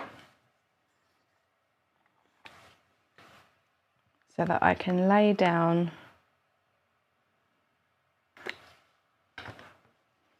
this gold piece and have this go straight on top. Knowing that all of the working out, all of the, as you know, when Carson does his homework, he has to show all his working out. We don't want any of the working out showing on the card. So, press that in. And now, using the edge of the patterned paper, cut a continuation of that line. Now, it could well be that your loops go a little bit further, and that's fine, just snip through the loops. You just want to make sure that you're using the edge of the pattern paper as a continuum when you trim. Because now, even though I've got an ugly pencil line on here, this is going to get attached on, and there we go. So you've hidden that working out, it's stuck in exactly the right place. You're not going to worry if you've got it crooked with your paper. You attach it this way on, and now, as you can see here, I used some of the green and black to stamp my sentiment. So before I attach this down, I'm going to do my stamping on my card base. So I'm going to start with the sentiment, and I'm going to do that in my mini Misty because I don't want to run the risk of it smudging or not stamping well. Let's get rid of these bits in the bin. Okay, so pop your card base in. I'm going to use the magnet to hold it. And where is my ink? Confident I had everything ready. Here it is. There we go. Okay, so I'm going to use VersaFine Clair. You can use any black ink. There is no, I can't think of a black ink that wouldn't suit. So Everyone Deserves a Chance to Fly is the second one down. Something to add at this point. When you're stamping onto a card base, just if you do misstamp, one of the beautiful things about having stamp and coordinating dies is that I've just picked up the wrong one. If I'd have stamped the wrong sentiment, I could stamp the correct one, die cut it out, and then stick it over the top. It's one of the reasons that I love using coordinating dies. Right, so let's get the correct one, which is everyone deserves a chance to fly. Here we go. I'm going to lay my hot air balloon down. I'm just going to dry fit it all, because this is, you don't want to stamp in the wrong spot and then it not show very well, or it be too high up, or it cover over something. So I think this placement looks nice. The balloon isn't squashed in the corner. Everything looks to be quite balanced. So let's move those out of the way. Make sure we are straight. Okay. I pick that up. Double check. One of the nice things about the Misty is it has the lines etched on there. So this is a new stamp, so we're going to rub over it with the finger that's covered in moisturiser. And VersaFine Clair is a pigment ink, so if you were using a Magento or well, any just black dye ink, you would need more of a coverage, but because this is a pigment, it does give you that really beautiful juicy finish. The pigment inks are my favourite without a doubt for sentiments. I've got something on my stamp already, a bit of fluff there. It's probably from my hair. It's probably my own fault. Right. So making sure it's pushed over in case I need to do another stamp. And this is a particularly juicy ink, so I am just stroking it. I'm not even pressing really, just a gentle encouragement of the stamp to the paper. Okay, that might have been a bit too gentle. I'll push it down a little bit more. There we go. Everyone deserves a chance to fly. I am going to go once more.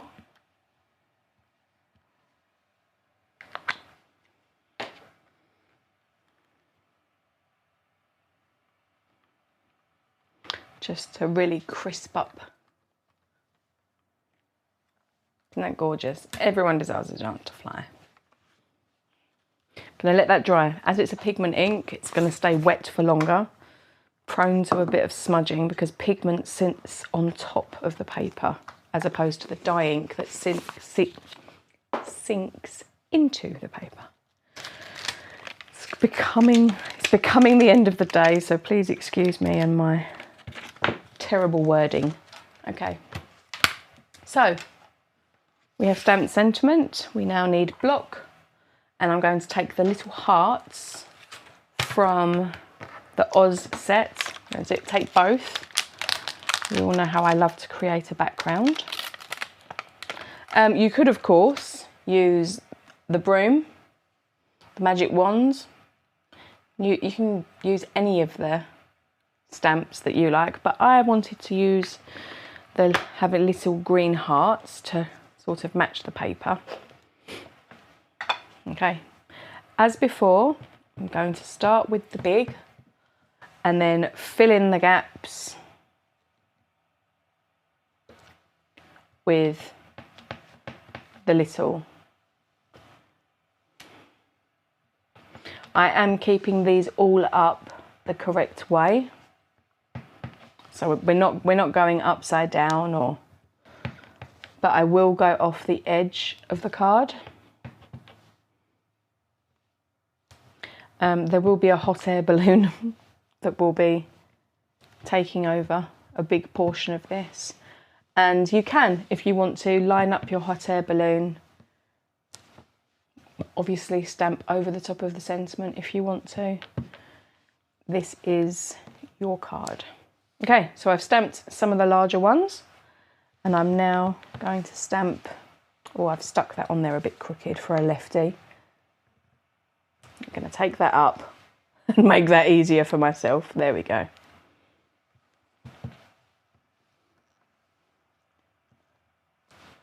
And it took years to be able to random stamp. I still don't think I'm great at it, but years. So if you struggle with it, please do not feel bad, because it's not easy. My type A personality wants to have everything in lines and all in order. So I think, let's have a little look. I think we're about good there. I think any more and it's going to be overkill. So I'm going to pop the lid back on the ink pad, because we have now moved to the driest place on the planet. And my ink pads dry up in minutes if I'm not careful. Okay. I shouldn't say hottest, I should say driest. It's not particularly hot here at the moment, but I am grateful for that, because when we did our Wednesday class, it was so hot under all of the lights. So, okay. So I've now stamped. I'm going to let this dry, but as you can see, we are starting to take shape. But another technique that I want to show you while this is drying, it's with the peel-offs. Now, we're going to start off gently and then we're going to get more difficult. So if you'd like to take one of your middle, I think this should be long enough. No. If you take one of the middle width peel-offs, which is the first size on the peel-off sheet, I'm going to show you how flexible they are. You see this seam? We're going to run the peel off along it. Now, let's just move that because it's super shiny. Sorry, everyone. So, I am going to stick my peel off on the green because I don't want to lose any of the gold. I'm going to stick this with intention right on the edge of the green. Now, if I stick that like that, you can see it wants to go that way.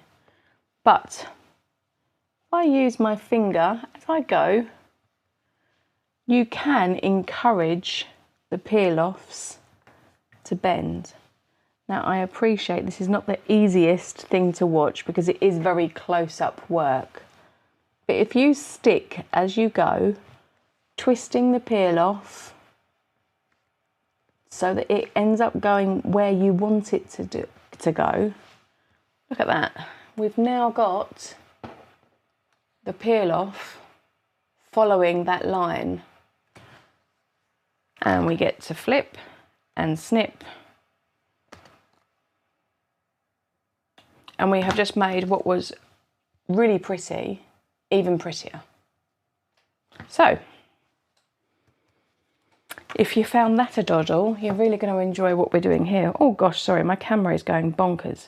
Now, the widest of these three is less likely to want to bend, I'll be frank. The easiest is without a doubt the skinny one, which is the thinnest of them all. And on the green ones, as you can see, they are mainly just gold foil. There may be a tiny little hint of green that will peek through, but mainly gold foil. So I am going to start doing some decorating of my hot air balloon, because whilst the hot air balloon all by itself is gorgeous, I want to make it look super special. So I am going to start by going along the guide ropes. Are they guide ropes of the hot air balloon? Liam took me in a hot air balloon last year for my birthday, which was fabulous. Something that I do recommend if you have an opportunity to find a Liam that will take you in a hot air balloon, take it. So, again, in that same method, I am just easing this peel off to follow around that outside edge of the hot air balloon. And it's very difficult for me to show you without having my fingers in the way. So I really do apologise. But you move it slightly and then twist. Move it slightly and then twist. So that each each little movement, you're encouraging the adhesive that's behind the peel off to stick down. Now, when I get to the top here, I am going to just snip right there. So you can see I've now got a really pretty gold shiny line going around the edge, and then I'm going to do the same right up the other side along that guide from the basket all the way to here, and then I'm going to sort of force it, and it does need a little bit of a force on that first corner because it's quite a harsh angle, and then gradually make it follow all the way up to the top where that gold starts. And I'm going to snip in the same spot on the other side. Okay, does that? And then I'm going to do the other ropes that come from the basket up to this gold piece here in the centre.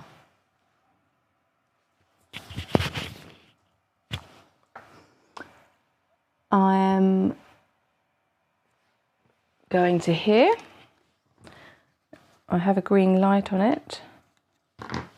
Okay, now I'm going to pop this tiny bit back. I know it's tiny,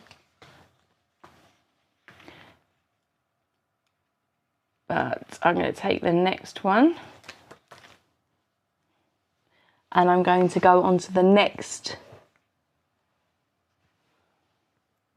guide rope, cut off at the gold again, and then along this fourth and final. Okay, so now I've gone along all of those. Next, I'm going to go across this band here. And you can do this with stamps, you can do this with ephemera. There are so many different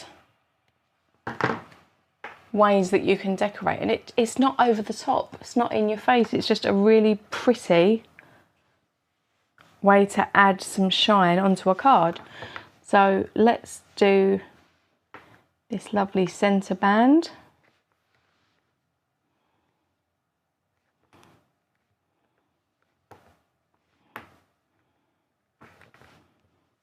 And here we go.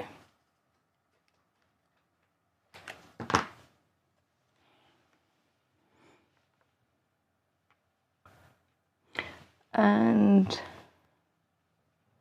across here as well.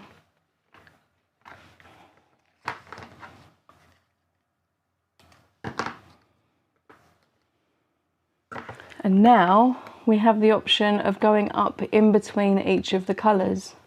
So this is a labour of love. This is not something that you do for a card for someone that you don't really care about. This is for someone special, the sort of person that takes you in a hot air balloon. Snip that tiny piece off there.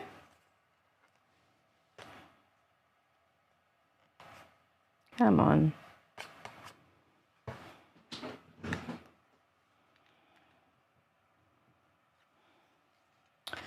Okay. I think the technique is I'm hoping the technique is making sense, and it is, you know, you're using your fingers a fair bit, but you could possibly do this with tweezers, I would assume, if you're if it's not a particularly comfortable endeavour.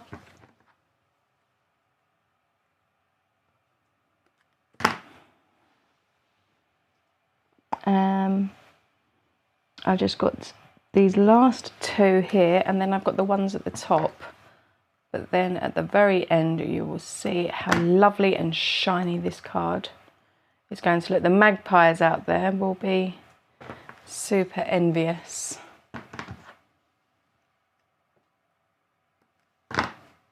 Okay. And now just these little top stripes to follow along. And I'm going to cut them all at this gold point, which was what I did on the outer sticks.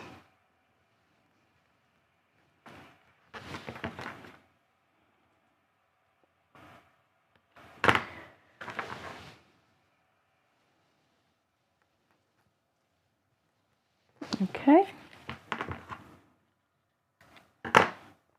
3 more, and then we are good. So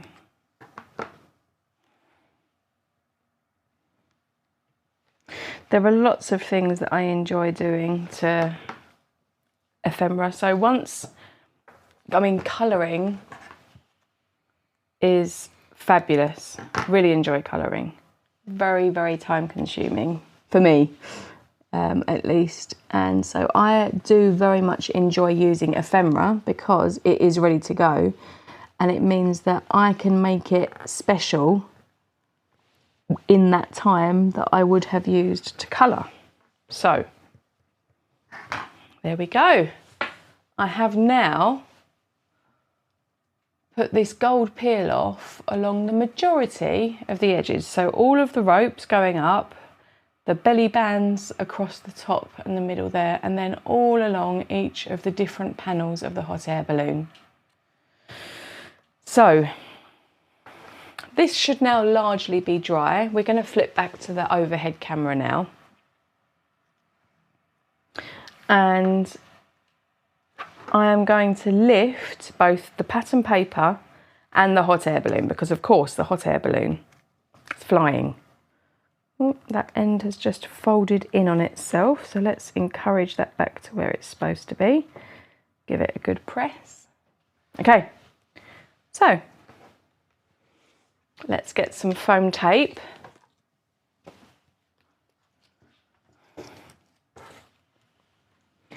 And start lifting up some of these little pieces that we've done. Okay, so back of the patterned paper.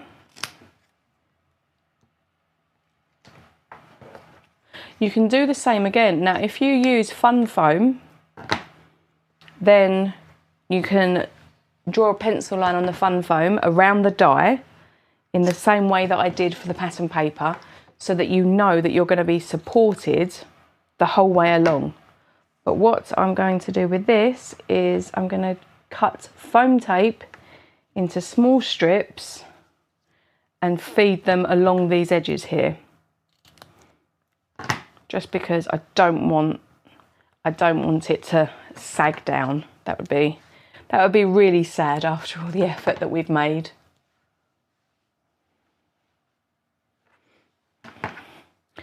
Tiny bit more in the corner.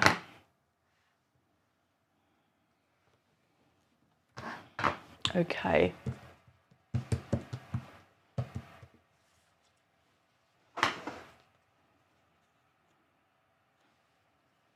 So now I'm removing all the backing from the pattern paper.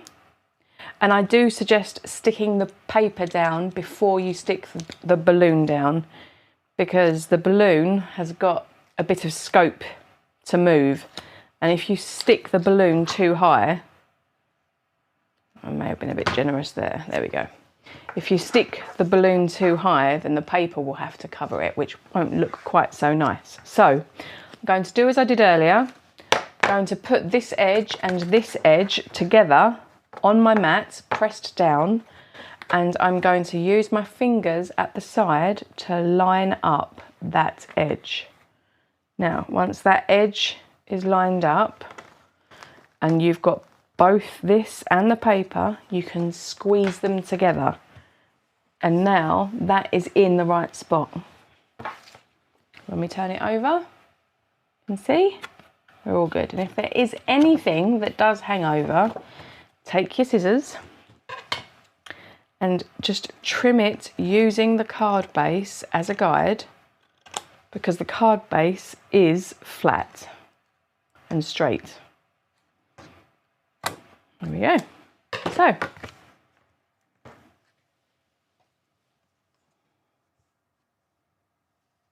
okay, nice shiny peel off. And now we have our hot air balloon to attach. Now, I want the hot air balloon to lift a bit higher than this. So, to do this, I'm going to double up my foam tape. Now, you can use a thicker tape, but for this, oh gosh, these peel off ends get everywhere. So, I'm going to fold it in half. So, fingers either side of one end. Now, I'm going to marry the two ends together at the top using my fingers as sort of a funnel so that the tape isn't hanging over or scraggled. And now I have got double the thickness and it's nice and smooth. Non-stick scissors. Cut it into whichever shape or size you want. And you've got removable on one side, which you just tear off, and then you can stick it down. So doubling up your foam tape is one of the handiest hints I can offer, because I used to do this with shaker cards so that I could make my shaker elements really shake about without having lots of different sized rolls of foam tape. So let's just pop another piece here in the middle.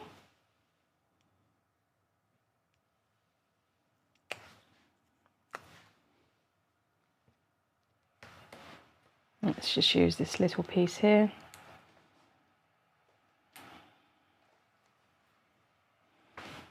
Okay, we'll save that for later. And now we can just remove all of these pieces of release paper.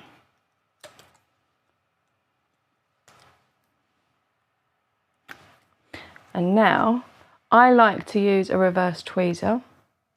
Of course, it's not on my desk. Yes, it is. It was buried. Okay. So I will look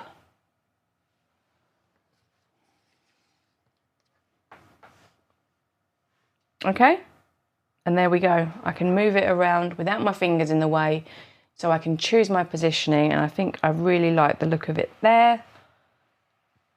Press this down, hold my hot air balloon, and then squeeze the release, take those away. And we have card 9, ladies and gents. Everyone deserves a chance to fly. So, we are getting there. I'm going to run out of space back here soon.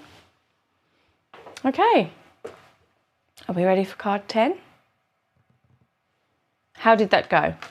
Was that okay? So, this is card 10. We're using another one of those really pretty dies. We're using a Dorothy. I don't mind which Dorothy. You can pick whichever one you want from the bag. It's not where you go, it's who you meet along the way. And then this really pretty pattern paper. Okay, so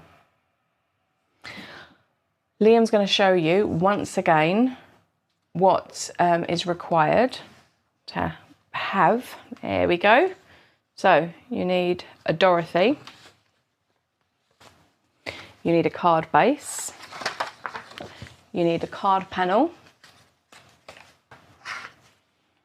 You need the straight die. Where is it? And you're going to need your Oz stamp and Oz die set. So, I'm very nearly there, everyone. Just having a moment. There we go, there's that. And there's that. So, piece of patterned paper. we used this at the beginning on the very first card that we made. Here we go. So we used part of the paper on that card, so we're going to use a bit more of this paper on this one. So everyone's getting along okay. Great. I'm very, very pleased to hear that. Now we'll pop this off to one side for a moment with the stamps, the card panel. There's going to be some waste from this and you're going to need to hang on to it for future cards. Just giving you a heads up. So here's a Dorothy. Really cute. It's look at Toto, tiny little Toto. And then the blue paper and another one of these dies. So similarly to the last one, I'm not going to run through all of the tips of die cutting intricate dies again, but let me show you the sample. What we're doing is we're creating a valley. So the white is lifted on both sides with the paper stuck flat to the card base. So we need to cut from the panel this part and this part. So you get to decide how much or how little of the pattern paper that you want to have exposed, but I like there being sort of a strip and then the lace, and I'm going to line my panel onto a line on my grid mat, and then I'm going to line up the die in a similar fashion so that I know that it's straight. Now whilst that's there, I'm going to attach tape, and remember what I said, I attach tape to the side that is not going to be used, just in case it tears my paper. This is the piece that's important to me, the piece I'm going to keep. So I'm going to stick that there, and then I'm going to stick this on this side so that that is now firmly in spot. Let's just pop these over to one side. Turn on the machine. Now, remember I have a shim in this machine. I'm going to put it, oh, that was grabby. I forget that it's magnetic. So, that's taped down, so it's going to hold the die where it's supposed to be. I'm going to pop the top plate on it, and we're going to go again. So,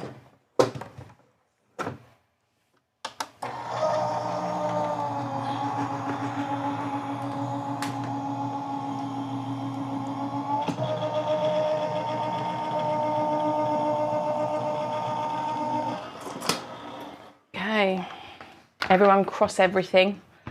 Let's hope. Oh, that's come out lovely. So using a shim is what's key. Okay, and now I'm happy that that's die cut properly. So I'm going to carefully remove the tape. Now I'm happy to leave the tape on the die because we're going to do another one die cut almost straight away. So let's not cover the cutting mat in loads of die cut nastiness. Move that out of the way. Okay, so this is our die cut. Pop that right out, and there we go. Isn't that wonderful? So now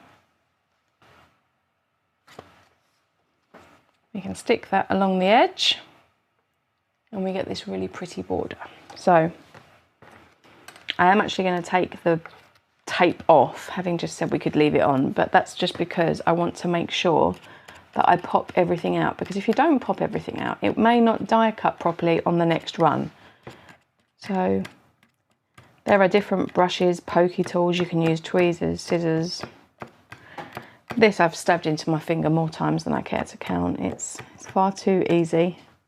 But yes, there we go. So now the die is empty of all of the die cut waste. We'll put that in the bin so that I'm not finding it later. Now, we've done this side. So we now need to decide how much do we want to see of the patterned paper. And I think we'll just take, this is 2 inches from the edge. So if you line your cardstock onto your grid mat and come across 2 inches and put the edge of your die on that line, and what would be the other one if my sticker wasn't in the way. Get that straight.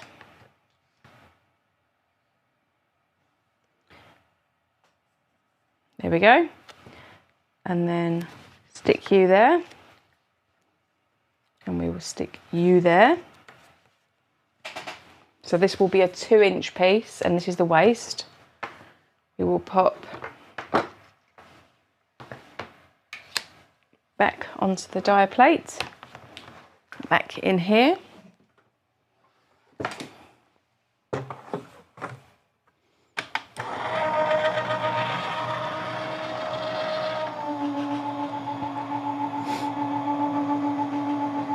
And putting that in straight has meant that the die cut machine has got a much better chance of actually being able to get that die through there. And again, I'm really happy with that cut.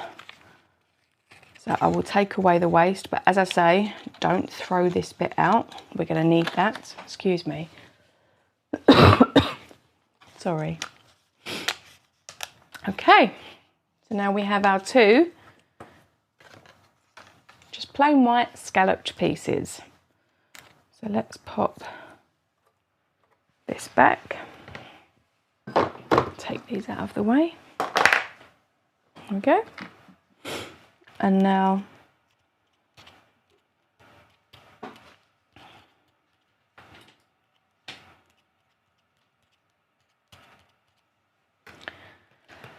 okay, poking out all the tiny millions of pieces. Okay, so now that is, oh, one sneaky one there. That's now ready for the next time I want to use it.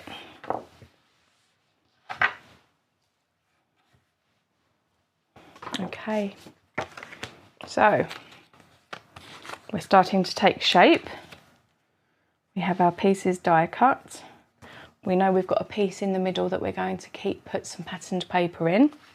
So this is the point where you need to decide which bits of the patterned paper you want to have showing. Now you can go with this piece, or you could slide it along so that you have more of the characters showing. It's entirely up to you, whatever you prefer. I think I'm going to go with this piece here because I really like the house and the balloon, like the colours of the balloon. So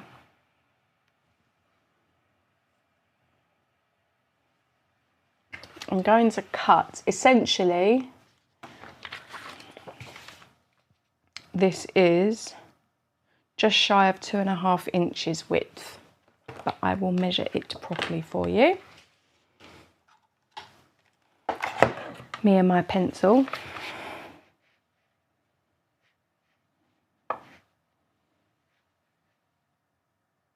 In fact, I am going to cut it at 2.5 inches. I'll cut 1.5 inches off. There we go. So this we can go save for another day. Now, this way, I can stick this down. This can go onto the very edge of the card base, as can this, and then it all works out. So, glue straight onto the back of the patterned paper. I haven't trimmed the top, so that's going to overhang. Just keep that in mind when you're adding adhesive, in case you're only around the edge kind of sticker. Me, I like to put glue everywhere. So Going to marry up this bottom corner using my fingers as stoppers. Press that down nice and firmly. Flip it over and trim off the top. That's now a bit of rubbish. We'll pop that up there. So now you have the pattern paper stuck on that edge. This edge I'm going to lift with foam tape. So I'm not going to use that thick piece. I'm going to cut a strip. Now you can get strip tape, or you can do what I'm doing, which is non-stick scissors. Pop that there for now because we will need that momentarily. But I'm going to stick this all the way up, but not showing by those behind those loops, maintaining it on the cardboard. Okay, pop that piece there for later. I'm going to take that off, and as before I'm going to press it down, watching this outside edge so that it's nice and straight. Okay, so now, and there is a lift there, there is this dimension. Now I only use 1mm foam tape, but that's just because I think a really subtle lift is really pretty. Now I'm going to do exactly the same thing on the other side. Right next to all of this lace, I'm going to run my foam tape, snip off that end piece, and I'm going to cut some more because I'm not a fan of when a card goes saggy. There we go.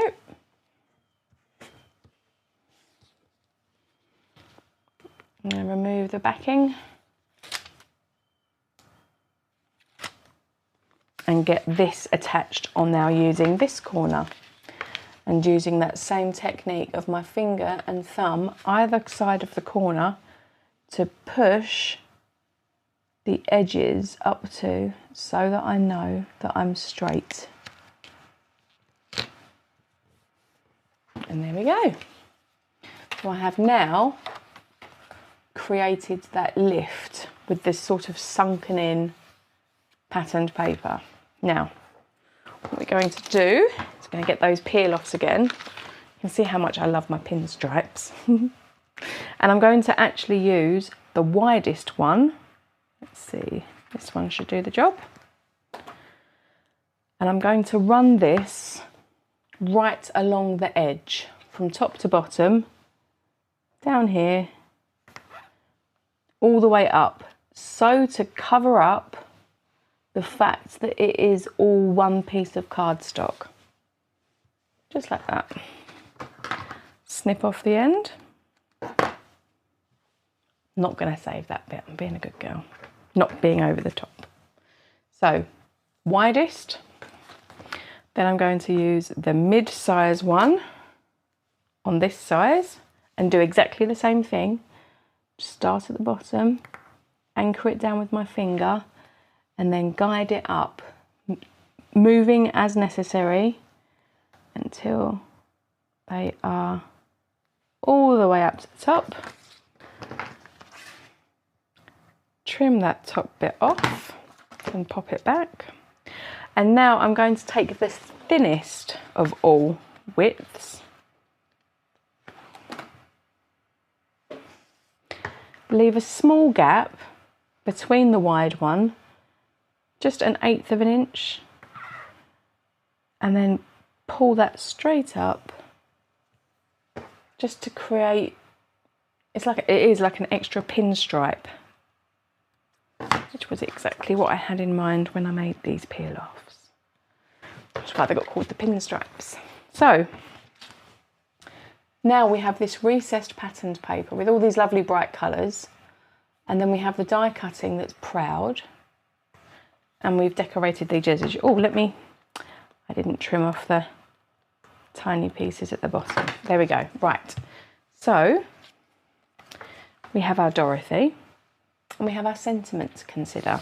So our sentiment we chose earlier. It's not where you go, it's who you meet along the way. I'm going to take this one out. Now you can use whichever ink you have on hand. If you want to use the blue, if you want to use, where am I? Sorry, let's get the correct stamping platform.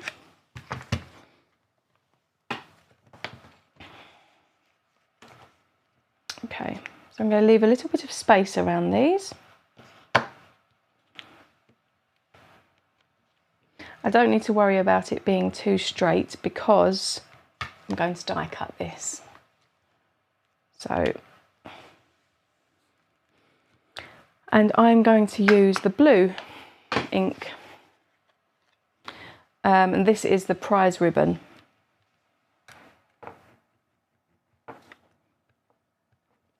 Give it a very gentle tap. Again, brand new stamp, I believe. I may have used it today actually now.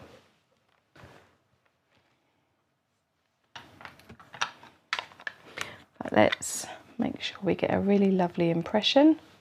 It's a very delicate sentiment, so you don't want to squash it too hard.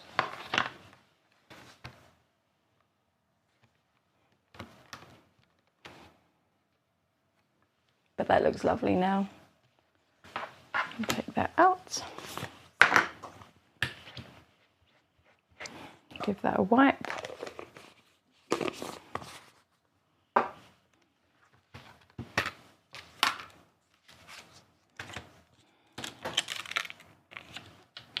Okay. So now we're going to find the die that matches. Now the sentiment dies can look a bit tricky, but I'm going to give you a hint. When you've worked out which one is the correct die, stamp the sentiment or even the image into it so that you know to stick it back. It's a really handy tip.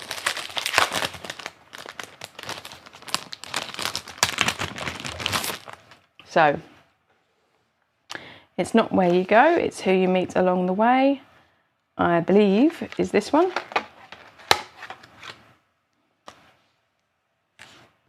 Yes, so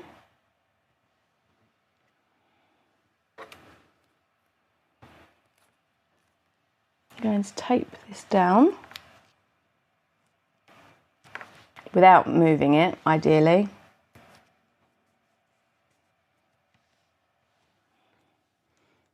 And I'll just do 2 pieces because it's never going to hurt. Can I have my plates, please? Oh, right. So I'm going to pop this through.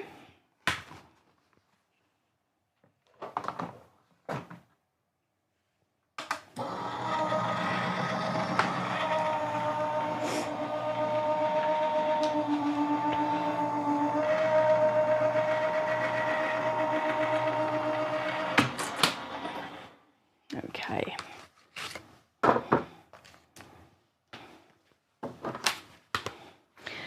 Okay, now bear in mind everyone that there is adhesive here. Just to give you an example, so that you know what I'm getting at. I'm going to use an archival ink because this is a shiny cardstock. But the die cuts in reverse. So this isn't going to stamp perfectly and beautifully, but I do now know that that is the die for this sentiment. And you do that each time you die cut and work out which one is which.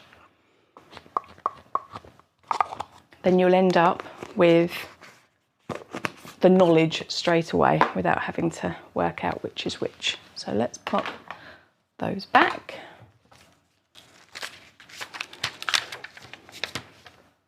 because obviously when we die cut,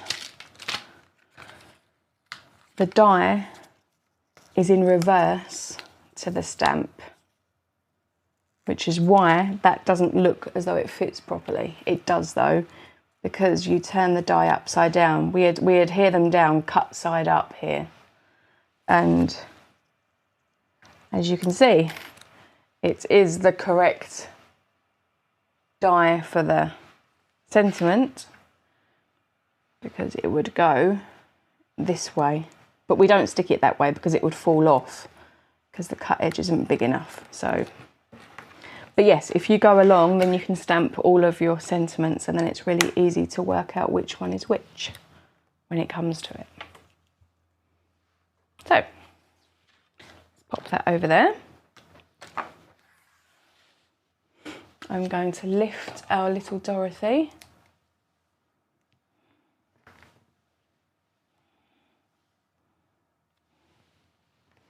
Just by using some of these little leftover pieces, which have worked out to be ideal size-wise so far. Cut a small piece out just for her shoe. There you go.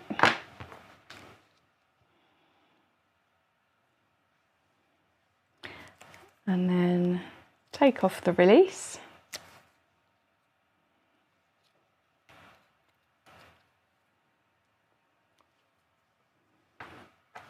And I'm going to use the reverse tweezer again, making sure I'm not putting it into the foam.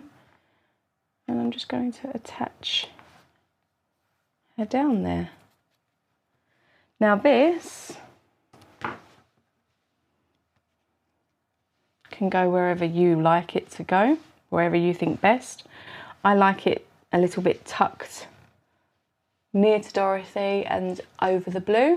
So I'm going to need some foam tape behind this end.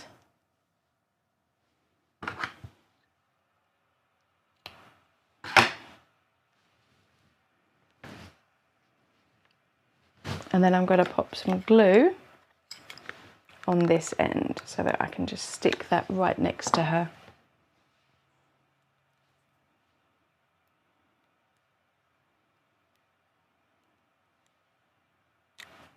Okay.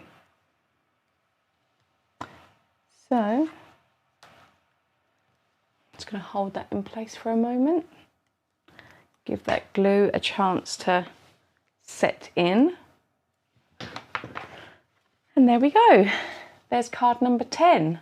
If anybody is still going and making along with us, I am thoroughly impressed and very hopeful to see your cards, because now, with me at least, this is what we have today achieved.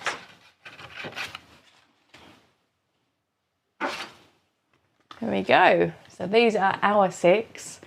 And then you have the additional 4 from with Christy and with Shanna. Thank you very, very, very much.